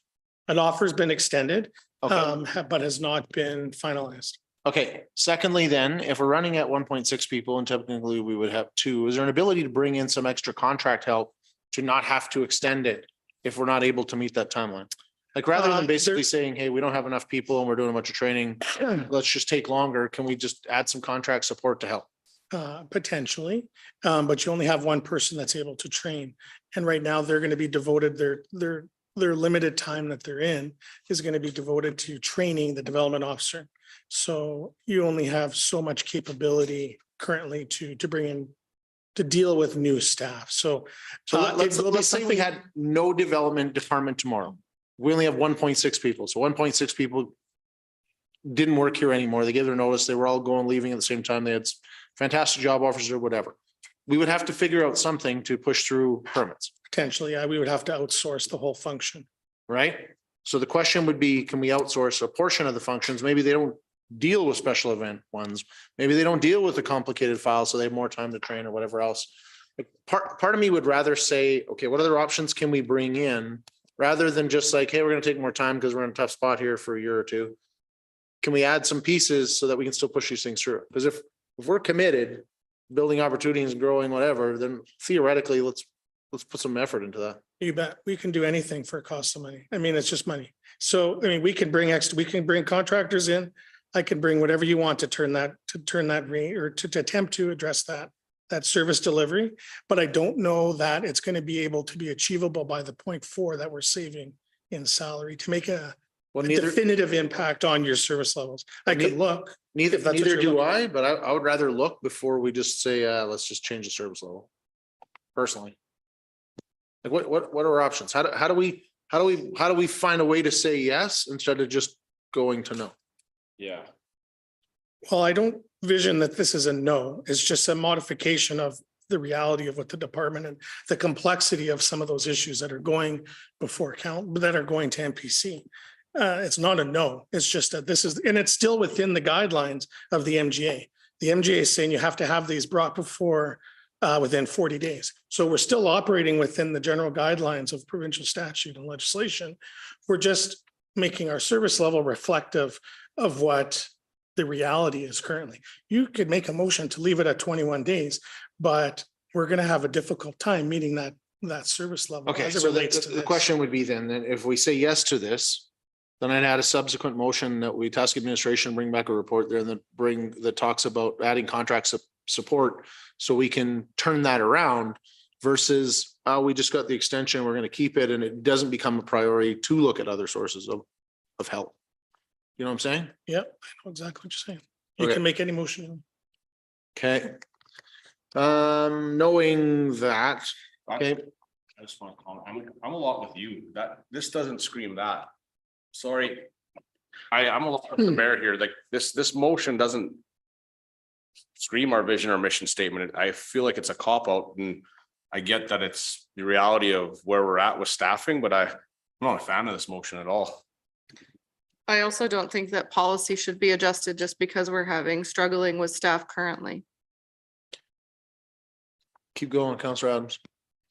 Keep in mind, saying 35 days is a maximum of 35 days. We're not saying we're going to take 35 days. Hang on.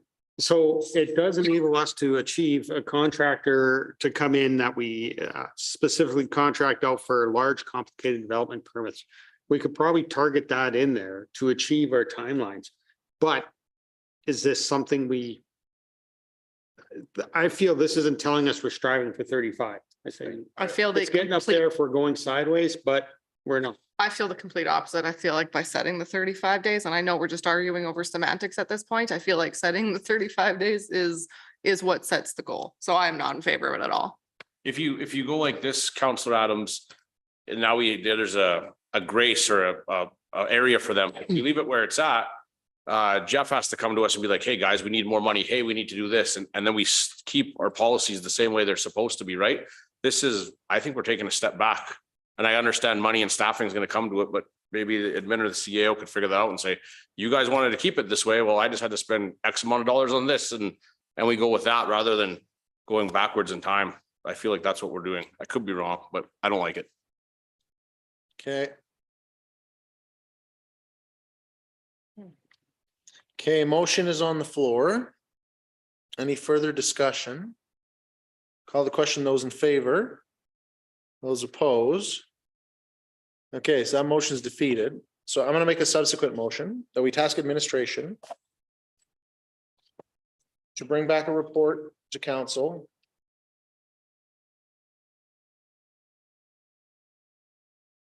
with resourcing options to maintain the same service levels for planning and development currently.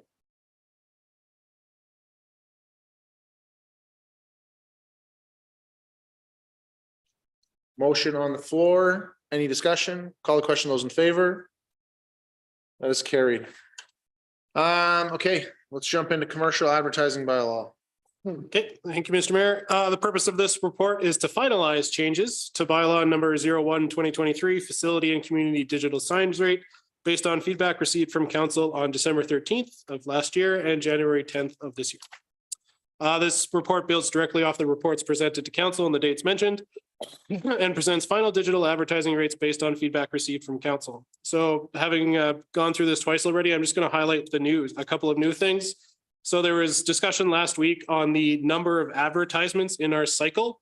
So assumption has been added that static advertisements run for an airtime of 10 seconds per cycle, up to a maximum of 60 advertisements per cycle, with the goal of each ad getting airtime every minute. So that's one assumption added based on the feedback received last week. And then the other major change is to Schedule A, the actual rates for static advertisements. So last week, council deliberated what the proposed rates should be, and the rates you see in front of you are what was decided last week. So hopefully that those numbers look familiar to you. But what was decided was for the community signs, third-party business would be paying a weekly rate of $95. Not-for-profit would get a 50% discount. For the indoor TVs, third-party business would be paying a weekly rate of $45, with once again, not-for-profit receiving a 50% discount. All signs $129 and approximately $65 respectively. And for video advertisements, just for the outdoor signs, rates were decided at $149 for business and once again, a 50% discount rate for not-for-profit. It was also discussed last week, a proposed discounting scheme of 10, 20, and 30% based on length of commitment. I heard a general agreement to that, but that can be confirmed again today, as well as the tasking administration with the recruitment of a commissions-based salesperson to handle all advertising sales. Okay, let's jump into questions. Jason, I got all the assumptions. I only have one question about number 2. This doesn't make sense to me. So static advertisements run for an airtime of 10 seconds per cycle, up to maximum of 60 advertisements. So per cycle. yeah, it should read 10 seconds per ad. 10 seconds per ad. Yeah, okay. Up to a maximum. 60 advertisements. So essentially we're running on a 10-minute cycle, correct? Yes. But then you say the goal of getting each airtime every minute. Should be every 10 minutes. Every 10 minutes. Yeah, that's a typo. Thank you, Mr. Okay, perfect. Okay, then that makes sense to me. I'm totally in favor. Any questions? Comments?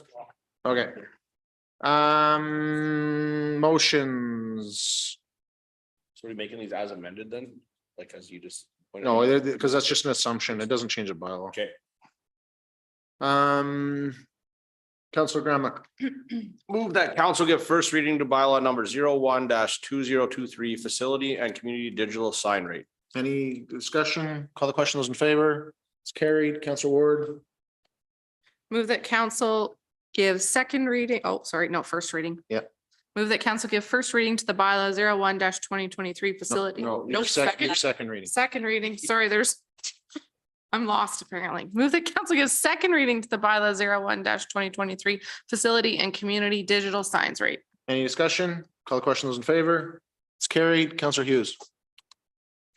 I move that council give unanimous consent to give third reading to bylaw 01-2023, facility and community digital signs rate. Any discussion? Call the question. Those in favor? That's carried. Councillor Brandon.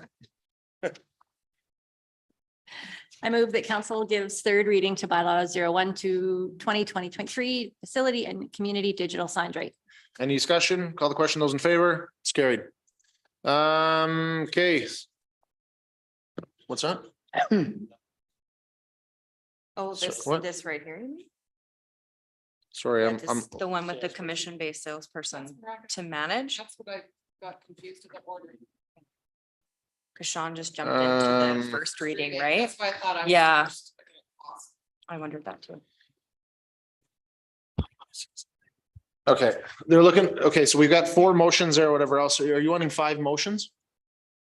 Yeah, the motion is to once again, so the first motion is to task administration with the agreement of commission-based salesperson. And then you give Okay. the 3 readings. Counselor Adams, Move that council approves the new digital advertising rates selected and task administration for recruitment of a commission-based salesperson to manage advertising sales. any discussion? Call the question. Those in favor? That's carried. Snow service levels. Okay, so the purpose of this report is to consider a service level change to reflect a complete snow removal program for the town of Slave Lake. Additional costs would be needed to be added to the operational capital budgets as a potential result. So these cost estimates are based on the 2023-01-10, so the January 10th pilot project and previous cost estimates received for equipment. So on January 10th, Operations Department ran a test of the new possible service level for snow removal in the town of Slave Lake in the northwest quadrant of the community. The approximate cost of the pilot program were as follows. The trucking for that event cost approximately $6,600. A rental of a bulldozer to help with snow disposal out at the lagoon was about approximately $1,850. And as you recall, the snow blower was on loan from the airport, so cost us nothing for that purpose of that pilot. Administration is providing supplemental information to reflect the cost of a complete snow removal program for the town of Slave Lake. It's anticipated that a full removal event would take approximately 5 days to complete for the town, broken down as follows before you. With the residential areas taking approximately 3.5 days, and the remainder of priority 1, 2s, and 3s taking the 1.5 days. Downtown core snow removal will remain consistent with current practices and are not factored into these 1.5 day estimations. In order to facilitate a service level change such as described above, staffing will need to have an impacted change. Additional staff will be required to facilitate this time frame and the process change in addition to other duties currently under the responsibility of Public Works. So as such, administration would be requesting 2 additional full-time seasonal staff to be added to the current complement for the winter periods for November 1st to April 30th. Currently, operation employs 6 operators, 1 supervisor and 1 director. The supervisor and director are not factored into daily operations or tasking. If accepted, the proposed duties would be as follows for each snowy clearing event. You would need 1 operator to operate the loader / snow blower, 2 skid steer operators to help clean up the streets in behind the snow blower, loader operator, 3 grader operators, assuming that our grader is still included in the 2023 capital budget for replacement, and a sand truck operator / sign mover. So the additional cost or estimate for those 2 seasonal staff would be approximately $100,000 or $50,000 per seasonal employee when you factor in benefits and other expenses. Equipment to deliver this service change, the town will be required to purchase additional equipment to enable it to provide the service safely, effectively, and efficiently. Although the Airport Commission currently possesses a snow blower attachment, which was used for the test pilot or the pilot test program on January 10th, the Airport Commission will not be able to guarantee its availability to the town for future snow clearing events, given its priority is maintaining the airport runway for air traffic, including Medivacs. As such, the town would need to acquire its own equipment to perform this service. Approximate cost of a snow blower is included below with attachments, approximately $195,000, which would be a capital budget item. The skid steer that the Public Works currently have is a little undersized and not necessarily the right size for an event such as this. So it would either require the purchase of a new one or potentially a trade-in or the acquisition of a used unit. Trucking ideally would require approximately 8 trucks per day and dumps on a 10-hour days. And the approximate costs are $12,480 per day or $62,400 for a 5-day snow clearing event, or for the course of 4 events throughout the course of the winter. So 4 snow clearing events, approximately $250,000.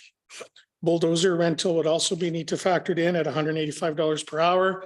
So that translates into about $1,850 per day, $92.50 for a 5-day snow clearing event, and approximately $37,000 for 4 snow clearing events over the course of the year. A change in services piloted on January 10th would require the following additional costs. So this is just a summary of what was included above. So a capital budget adjustments to address the snow blower and a skid steer upgrade. Impacts to your operational budget, which would include contracted services. So approximately $250,000 to cover the cost of trucking. If the council wanted to do a scaled down version where instead of a 5-day event, we did a 3.5-day event, only focusing on the residential areas. That estimate for 4 clearing events at 3.5 days would be brought down to about $175,000. The bulldozer again for the full 5-day townwide cleanup and 4 clearing events, approximately $37,000. Again, a scaled down version could be roughly around $25,900, and the staffing would remain consistent for either of those programs. So the total estimated cost for service level change as demonstrated on January 10th would be approximately $260,000 to $315,000 on a capital impact to your budget, and approximately $300,000 to $387,000 for your operational budget. Now, what I've done further, if you look at under your resource impacts, I've actually taken that cost and translated it into some potential impacts for your average tax. Tax for your average residents, that's correct.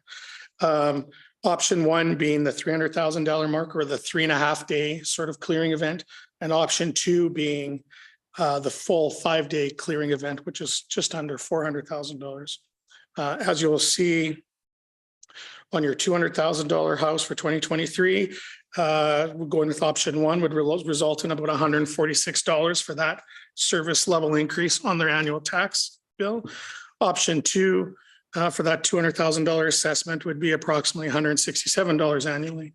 And we have numbers for $306,000 and then also a number for $550,000 assessment, which would range from $401 to your annual taxes, approximately up to $458 for your annual taxes. And then I've also done and included those sample calculations for, again, $200,000 assessment, $306 and $550 for impacts on your 2024 budget. The 2023 annual increase numbers are compared to 2022, and the 2024 annual increase numbers are compared to 2023. 2023 will have a larger increase because we're already adding $300,000 in that year, where 2024 number, that number is already built in. Okay, just question while you're on that. I don't understand that. So the 300,000 being the capital? Correct. No.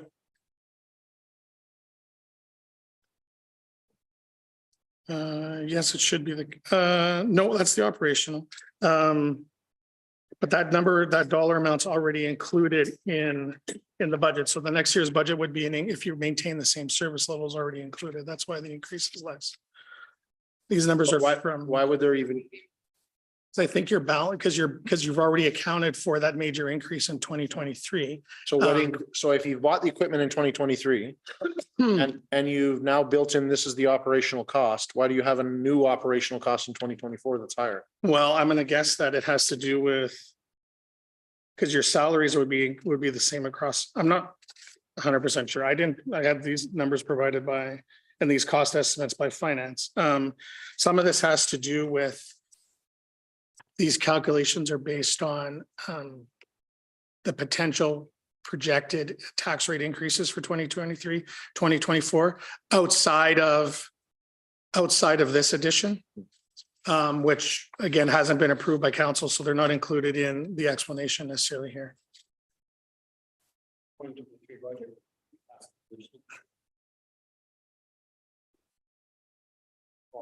Right.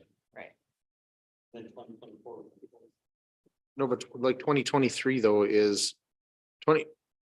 So Councillor Adams's comment was around 2023 only being half a year. Like 2023 is where we see the biggest increase, right? So you take the hit in 2023, you theoretically shouldn't be taking a hit in 2024. Like you're not going to see another increase on top of 24 again, because if I'm a resident and I read this information that's here, it looks like, well, I gotta take a $400 or a $250, I'm a $300,000 household. I gotta take a $258 hit in 2023. If I've already taken that $258, that becomes the new base. Why am I taking another $140 hit in 2024? And to further to Counselor Adams' comment, it says that according to these numbers, that option one is adding that additional 300, which is the full amount of the operational. So it actually doesn't make sense. 300 represents the 3.5. 300,000 to operational is the 3.5 day event. Yeah, 387 would be the 5 day event. sure, but that's option, so we'll just stick with option one. So if the full amount, option one is adding additional 300, which is your 3.5 day event, then it doesn't make sense, then why 2024 has it again? I can provide further clarification. The estimates, there may be an issue with the calculations, or I can provide what the direct impact of the to 'Cause it the, says option taxes one is are- adding an additional but 300. the additional, the total estimated costs are accurate and are presented accurately. So I can provide you with, or get further clarification as to what the impact on an average tax bill would be. Okay. But some of those calculations were based on our projected. Okay, so the end result is I'm comfortable that the numbers make sense in the capital and estimated operational costs. I think we need to do some work on the two tables there before we. I don't think that's 100% accurate with the 2024 stuff. 2023 makes sense. I will find more clarification what that impact is to your tax bill, but Okay. the estimates are accurate. So to be clear, option one is adding $300,000 operationally. And option two is adding $400,000 operationally. Just under 4. So one is basically, we're doing snow blowing, snow removal in residential areas only. And in option two, we'd be doing it for the whole entire town. Correct. Minus the downtown, what we're currently processes. We're already doing that anyway. Okay, so let's jump into this as a concept. Councilor Brownell. Say we said, yes, absolutely, go ahead and buy this thing tomorrow. How long would it take to get in? I'm not sure what the availability Yeah, is. because I'm questioning even if it'll affect this year. May or may not. Yeah, Likely won't affect this year. Like, I yeah, thought too. yeah, I don't know what the availability is. We explored the pricing, but I don't know if we actually explored the availability or the potential delivery. Okay. Okay. So just to recap, so we're all here on the same page. We basically talked about doing this as a pilot last fall, said, hey, let's go try it for a couple of quadrants, see what happens. We made a motion to actually go ahead and do that. That being said, we had an issue actually sourcing the equipment to be able to do it, in which case it really wasn't coming together.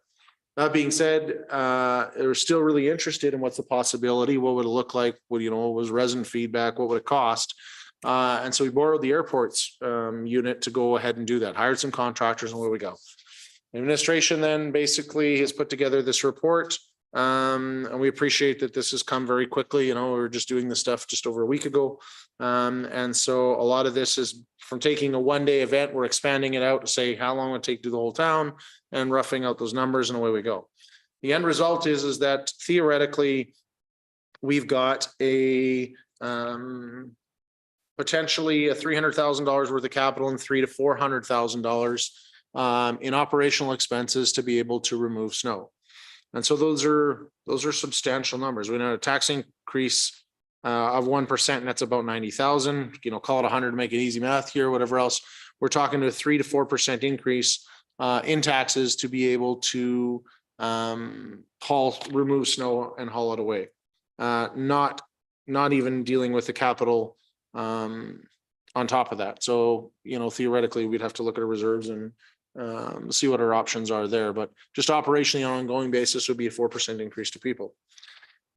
So thoughts on that whole concept, what should we do and where should we go realistically? So just to firm up here, even if we decided today we're going to do this, the chances of us getting this equipment and doing it for this year for the rest of this snow season are extremely limited, likely not to happen.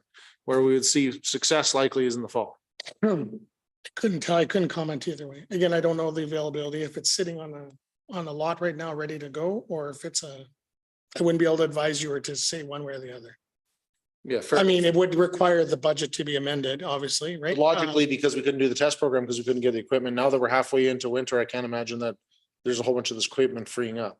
The issue was actually on some of the attachments initially, that was pushing us back. Plus, as we were starting to deliberate some of our budget discussions, there was discussions regarding opportunities that we Okay, can move ahead without. So there was a number of factors that took it off the table. okay, I wouldn't just say it was 100% based on that. okay. Counselor Hughes, fire away. Okay, thank you. So I actually went out and watched the pilot. I thought it was really great. It was nice to see the snow actually removed. I think resident feedback from the Northwest area seemed to be pretty positive. People were pretty happy with what they saw. That being said, I don't think anybody knows about the pricing until this meeting here. So that's definitely pretty steep for me. My first thought automatically goes to engaging with our residents as much as we possibly can on this issue. Whether or not we use Engagement HQ or something like that, I would love to see something where we provide information about our current service level and then this as an option and really show them the difference of what they're going to be getting as much as we possibly can. I just think that I wouldn't feel comfortable making this decision today, seeing these numbers for sure without resident feedback and kind of, I think we still need to continue working on our education with them on what we do currently and kind of where we're going to go. But that's just my 2 cents for now. Other comments from council, Councilor Graham, like, and then Councilor Yeah, I Adams. don't mind Counselor Hughes's idea of waiting a bit. Like, I don't foresee us actually getting this and using it for 10 months from now.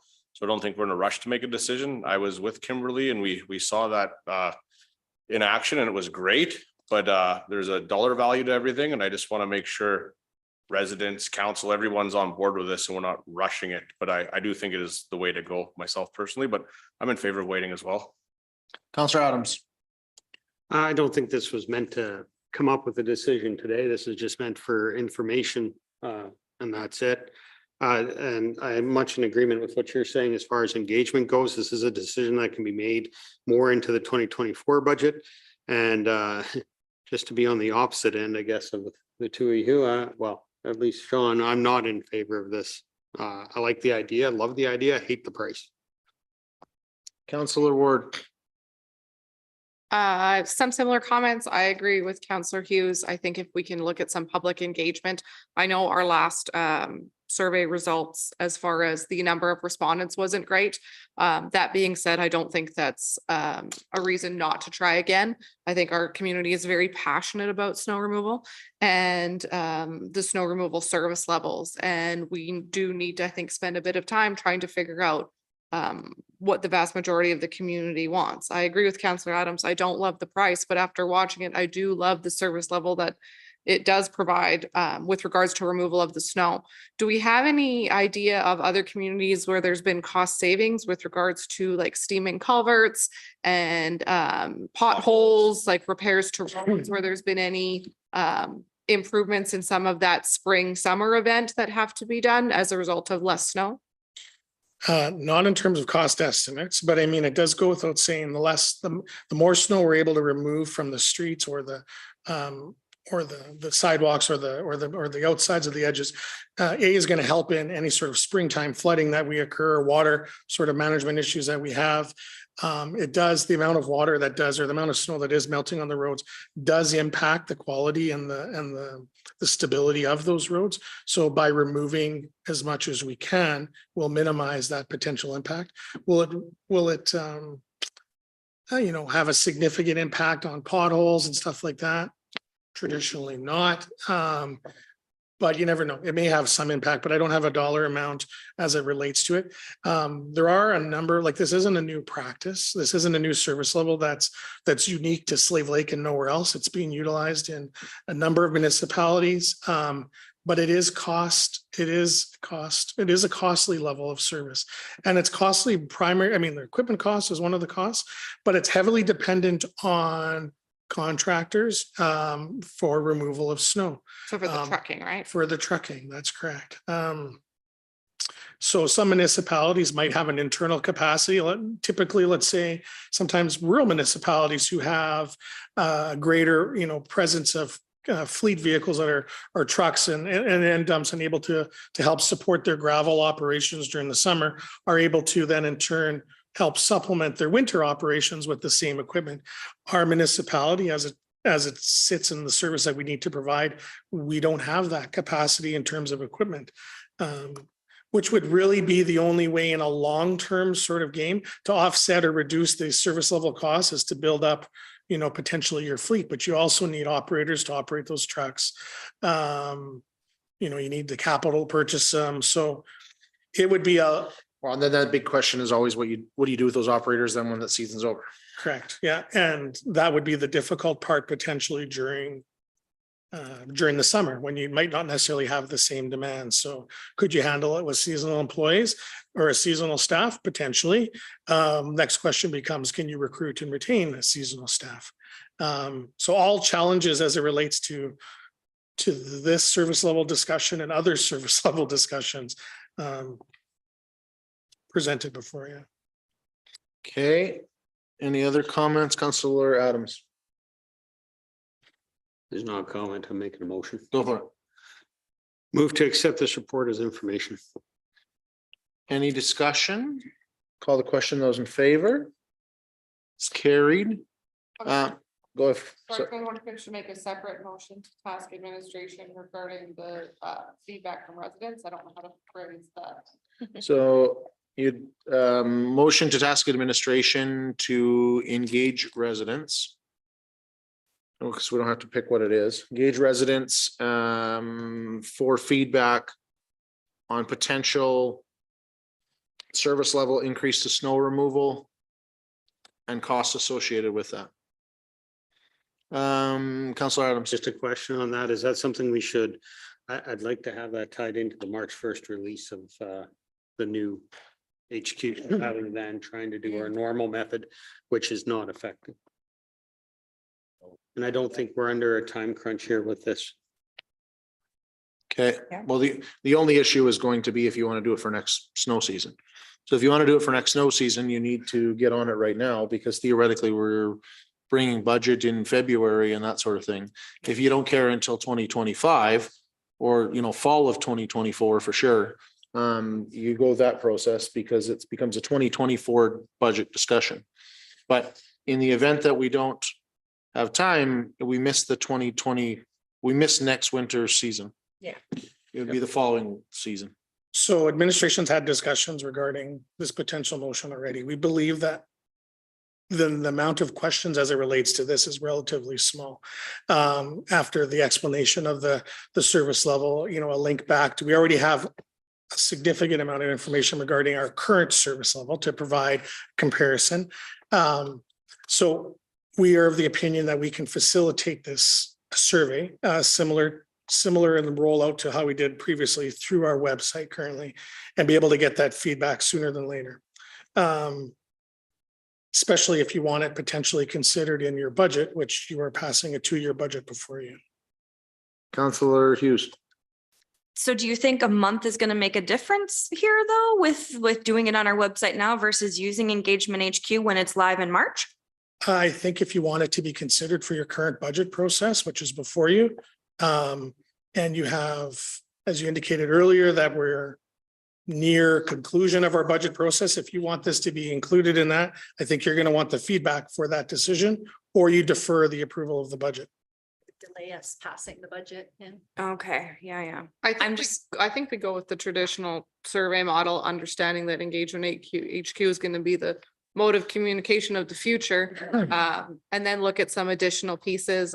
Video content seems to do a lot better because you have someone speaking and explaining things, and why you should answer the survey and what the survey is about, and explaining some of this because not everyone watches the council meetings. So if we could maybe look at releasing something like that. Steve? Yeah.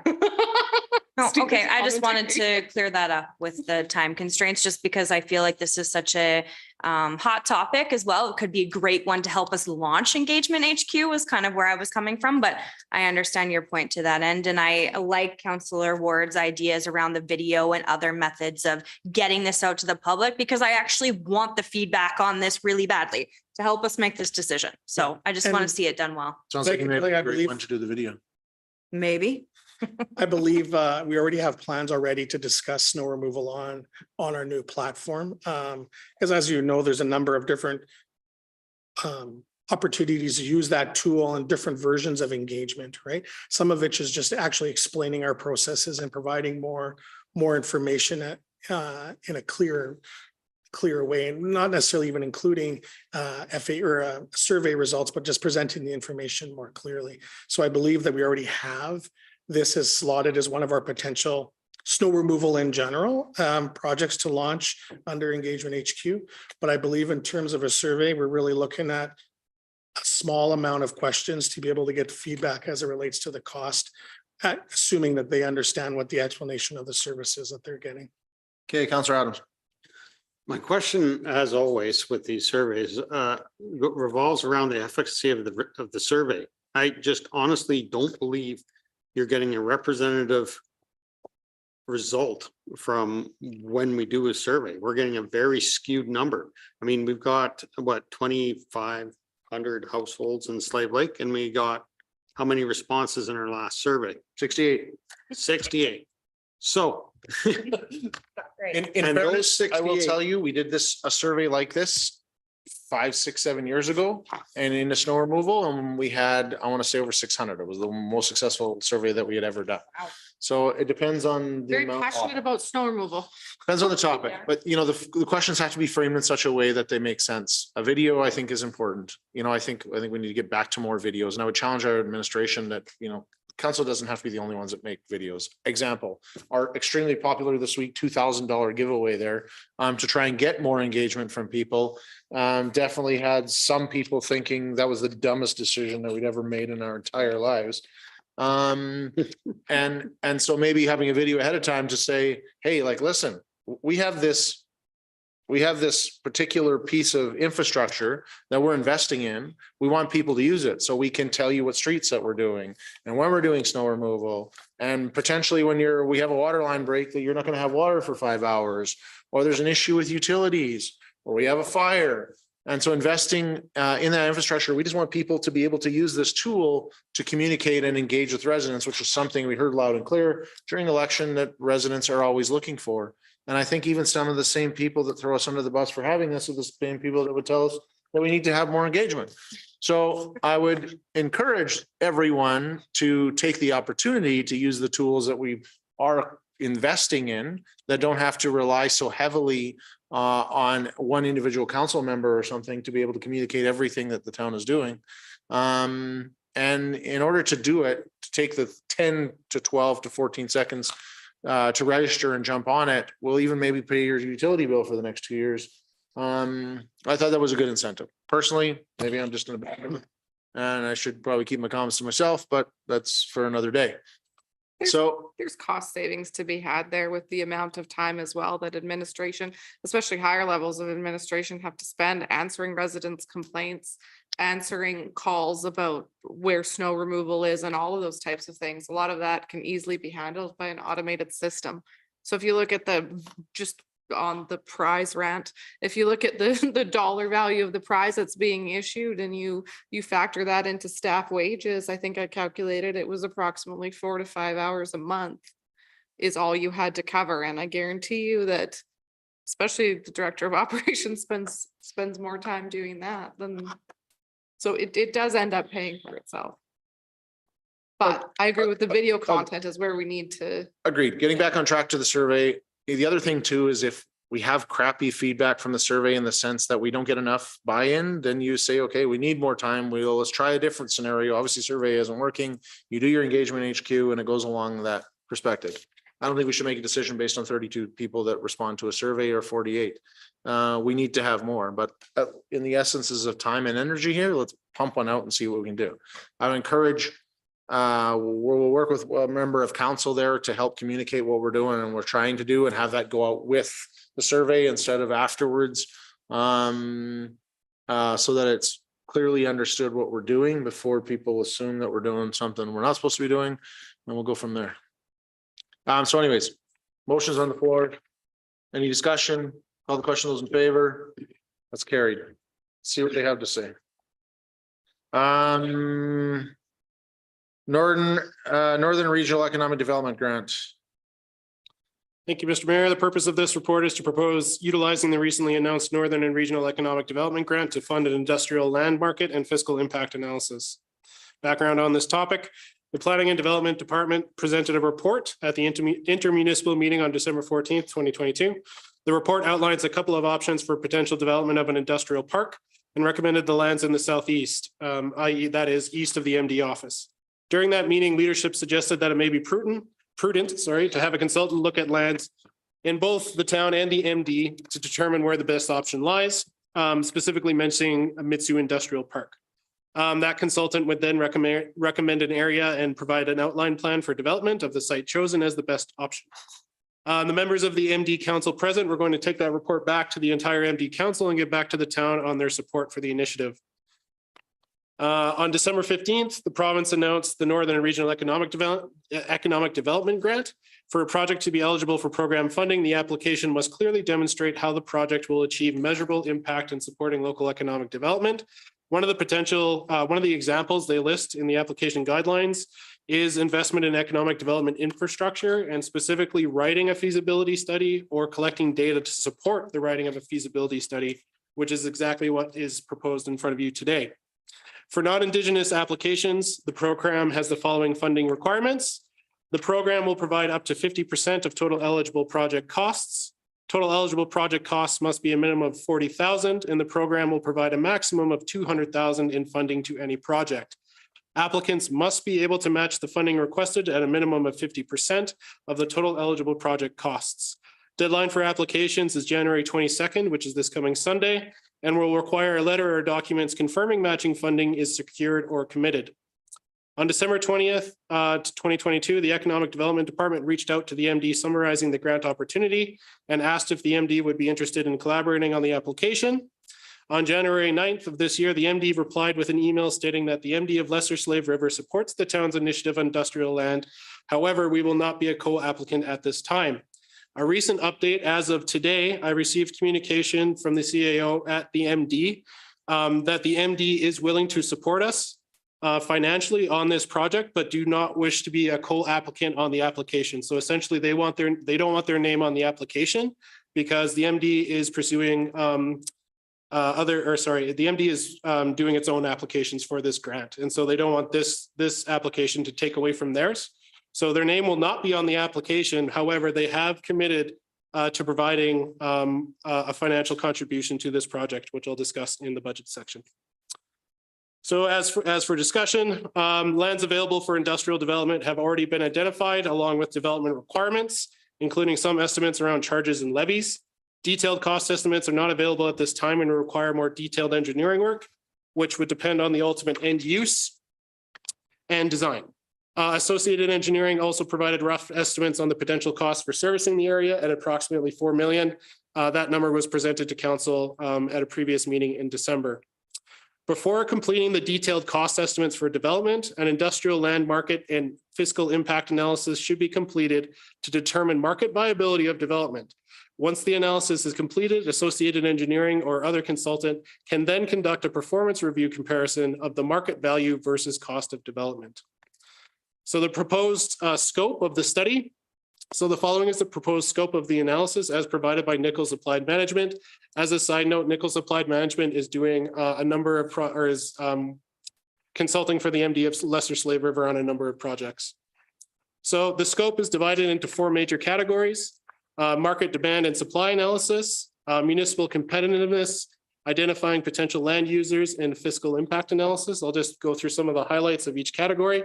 So the market demand and supply analysis and growth model, this will be defining the type of product the industrial lands will offer to market, defining the parameters of the market into which the new offering will sell. So key site characteristics may include service levels, access to infrastructure, parcel size, permitted uses, etc. Forecasting the anticipated demand for and supply of relevant products, so industrial land in both the geographical and temporal markets. Growth forecasts and associated demand for lands will be derived using an integrated labor force and age cohort model. Situating the industrial park within the anticipated future market conditions, including future competing supply, to determine to what degree the offerings of the redevelopment will be absorbed by the market rate and at what rate. And the results of the growth forecast will be used to determine the demand for specific land types and quantities to demonstrate how the town is expected to consume land as the anticipated economic and labor market conditions manifest over time. The second major study area for the study is municipal competitiveness. So the study team will compare the town to other communities in the region, including Mitsue Industrial Park, who may be competing to attract similar investment to that identified as appropriate for the industrial park. This comparative analysis will aim to identify and contrast key parameters that influence the decision of investors and or developers to locate in a community, and will likely include tax rates and related levies, planning restrictions or incentives, access to appropriate infrastructure, and et cetera. The third major topic for the study is identifying potential land users. So having identified the parameters of the market and competitive advantages of the industrial park, the study team will identify potential land developers and tenants based on the specific characteristics of the site. And include an analysis on possible synergies for the region. So once again, that clustering potential, if we're taking into account Mitsue Industrial Park. Also examine general economic trends in the region and other factors identified through consultation with land developers and potential tenants. The final major topic of the study will be a fiscal impact analysis, the pace and nature of development, servicing levels, the business model, i.e. sale versus lease, as well as any incentives offered by the town will ultimately manifest in a fiscal impact to the municipality. For example, cash outlays related to servicing, marketing, and other infrastructure improvements are offset by the recovery of development levies and taxes on newly developed property as the lands made available at the site are absorbed by the market for various uses. Additionally, any strategic incentives offered by the town may alter the financial impact of development. Accordingly, the study team will develop a financial model of the town to simulate the fiscal impacts of various development scenarios. The model will allow for quantification of various development scenarios in terms of net cash flows in a given year. That is municipal taxes, development charges, infrastructure upgrades, expansion or extensions of services, et cetera. The impact on residential and non-residential tax rates, the present value to the municipality of different types of development, and ultimately the financial model will act as a planning tool that can be used to explore many aspects of the business case for the industrial park. The model will also allow for the exploration of the fiscal impact of alternative development scenarios, servicing strategies, and funding arrangements. So you have two options in front of you: proceed with the application submission for the grant or do not. The resource impacts. So Nichols Applied Management has provided a cost estimate of $70,000 for the completion of the study. If the town's application for the grant is approved, the cost to the town will be approximately will be up to $35,000, and these funds would be sourced from the future expenditure reserve. Now, based on our communication that we received from the MD of Lesser Slave River, the cost of the town will be shared with the MD of Lesser Slave River at a cost of $17,500 per municipality. Communication strategy, if approved, the commencement of the study will be announced in the quarterly economic development newsletter, as well as through other economic development and communication engagement efforts. The recommendation to council is to direct administration to proceed with application drafting and submission. Okay. A couple questions. Yep. First, Jason, you said that it's 50% for non-Indigenous application. Yeah. So for an Indigenous application, do they have to be a partner or the lead? No, so they have two categories of funding. So essentially there's a non-Indigenous stream and an Indigenous stream. So for the non-Indigenous stream, of which we would fall under, it's up to 50% of total cost. In the Indigenous stream, it's 75% of total cost. So. Okay, so question though, do you have to be the lead or just a partner to fall into the Indigenous stream? Example, if we partnered with the Sawridge First Nation to say, hey, we're exploring this, would love to know, like one of the things is that we talk about like working with our neighbors, partners and so on and so forth. Here's an opportunity where we can actually see some benefit for them as a First Nation, as well as ourselves, work together. And theoretically, this is going to be peanuts compared to the cost of actually physically getting something there anyway. And so if we can strike that from the get-go, there might be other opportunities there that offset the cost there from having First Nation support in the future. So I'm just saying, does it have to be that the First Nation, to qualify to be an Indigenous one, Does it have to be First Nation led? Or they just have to be a partner? Because the thing would be, I'd be open to having a conversation with the chief as quick as I can to say, hey, do you want to try and work on this together? I don't know what benefit there's going to be in it for the town of Slave Lake or the MD or the First Nation, but at least why don't we go look in the box together? Yeah, we could certainly explore that option, but we have to recognize the timeframes in front of us. I recognize the Yeah. timeframe. So You're panicking, I I'm would, panicking. I don't have an answer to your question. I believe you, the Indigenous community would have to be the lead, Okay, but I don't have an answer for you. okay. Okay, I'm okay with the motion. I definitely think this is something important and that we need to move forward. I'm comfortable supporting the motion as we move forward. Can you get clarity on the other piece in first thing in the morning and let me know? Because I'll go. Yeah. If there's an opportunity there and council's opening to exploring working together, well, I'll go try and make it happen in the timeline. Okay. Okay. Other questions, comments, Councillor Adams, Just a motion. go for it. Move that council task administration with the drafting and submission of the Northern and Regional Economic Development Grant application for the purposes of conducting an industrial land market and fiscal impact analysis. Any further discussion? Call the question. Those in favor? It is carried.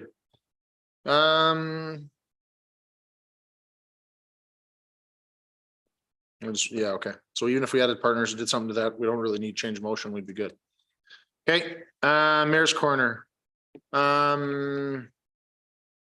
going on in Mayor's Corner? So we did, council worked on budget there last week for another 6 or 7 hours or whatever it was last Thursday, and we are definitely, we're not even in the 11th hour anymore. I think we're like in close to the 12th hour that hopefully will be finished here soon. One big topic of discussion during budget was around snow removal. And so it's interesting that there is no doubt that the whole snow removal piece would be an increased level of service, but I question that our residents are going to support the 3 to 4% tax increase for that. But in the effort of making engagement a priority and hearing what they have to say, I look forward to reaching out to them and see what they have to talk about. Also, it was a fundamental, like pivotal, monumental, I don't know, like life-changing moment here tonight. At 5 o'clock, council hosted an event where one of the things that we were working on in regards to truth and reconciliation as a council and as an administration, as an entity, as a community, is how we work better with our neighbors, acknowledge that we have our neighbors and how we work together. And so if you haven't noticed already, and behind me here, you'll see the addition of now a Saurage First Nation flag, knowing that we're in their traditional territory, along with Treaty 8 and the Métis Nation. And so it's my hope that it's not just a political move, it's symbolic of the fact that as communities, it is important that we work together, that we acknowledge that we're all in this together, that we acknowledge that we represent a lot of the same people, and we look for opportunities to grow together. And so I think a number of members are coming, the Chief of the First Nation for Saurage, Grand Chief Arthur Noski from Treaty 8, Big Stone Cree Nation, Chief Aluk was here, Stan Isidore representing Driftpile Cree Nation. We had drummers and Elder Mike Beaver. You know, it was a great experience to be part of, to be honest. As well as Hilda Lambert there from Métis Nation. You know, seeing all these groups come together, you know, and the comments and the you know, the feeling of like, yeah, we actually want to move forward and want to work together. It was, it's one of those moments where you actually feel like you're accomplishing something, and was glad that all council could be here for that. Lastly, I feel like I did this once already, but I'll do it again. Gary Roth, who retired and was leaving and then came back and helped us out, is abandoning us once again as he moves on to new opportunities.